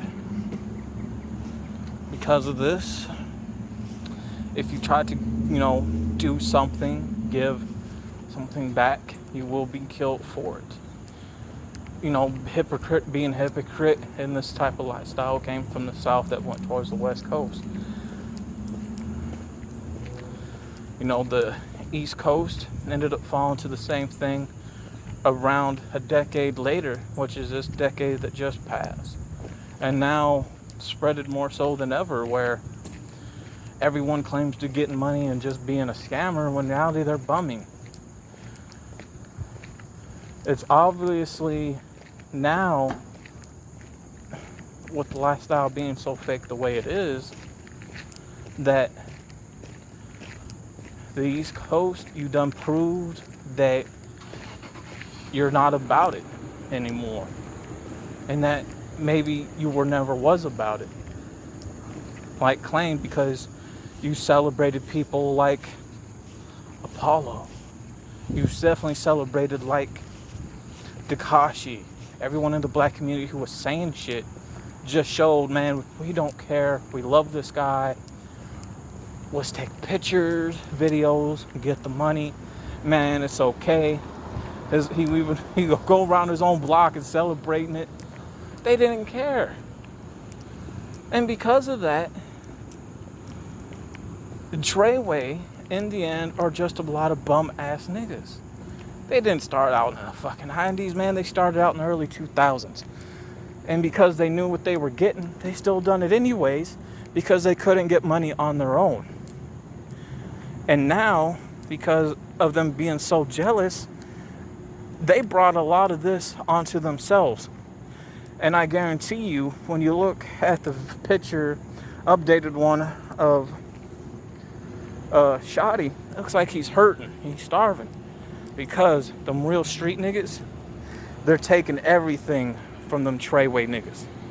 They say, man, y'all brought this upon yourselves. You ain't real gangsters. You ain't real street hustlers. Y'all had to rely on a rat, on a snitch to eat. Bumming. Nah, get out of here. You ain't finna get nothing. If they ever get transported to the West Coast penitentiary system, those people in the West Coast penitentiary system, they're gonna kill them Treyway niggas to send a message. Like, don't be like them. Don't be them bum niggas that don't accept niggas like Tekashi. But then the West Coast ain't got no room to talk either. They just showed they love 6ix9ine. If they were real street niggas, they would have been them popped off on this dude out there. But they weren't. So they just showed they weren't about it anymore. They just showed they were about being a false representation of a gang lifestyle that's no longer out there no more. There's no such thing as gang out there. It's now all pump faking, and they just showed, the streets just showed that they celebrate people like Tekashi over on the West Coast. Down south, we fell into it too. We don't care, man. We celebrated this dude. Especially the things that I explained about the snitching thing. That's down here in the South heavy. So niggas, in the end, we don't care about it. So because of this, I don't want to hear no more about the conversation of gangster, being in the gang. I don't want to hear no more street talk, no more talk about snitching. Because everyone showed in the end where we are now. You can claim and be whatever without putting in no work. You don't have to have anyone vouch for you. You don't have to worry about getting money because you can just use people and scam and still be a bum ass bitch or nigga. You can do drugs and live happy. And at the end, not care about snitching. When it comes to shit, everyone just online fight and nothing really gets done. So because that's why I say this is all just a false representation lifestyle. It doesn't even exist. Just like Troy Ave said, the streets are a myth. And they are. So because of that, everyone now show their true colors this year. We celebrate fuck niggas. But I can't get mad at Tekashi because look at him. He's proving a lot of shit right now.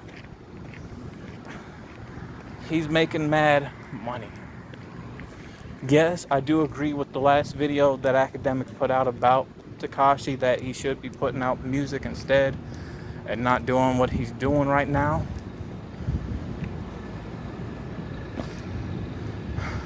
And I guarantee you all this in the end is definitely build up to hype to Tekashi's debut album again when it comes to the English version and the Spanish version, and the sales are going to skyrocket through the roof.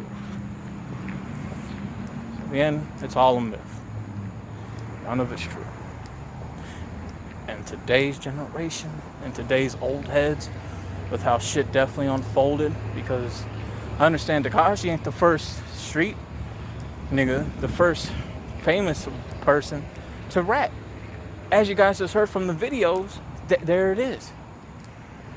There it is. And a matter of fact, to even far as before you guys get to this clip, right? I'm going to add about the one about Boosie. So as you guys were already see, you guys saw 3 clips by the time you get to this one. By the time I'm recording this clip, it's almost 10 minutes in. I'm looking at the time stamp right there on top of the screen.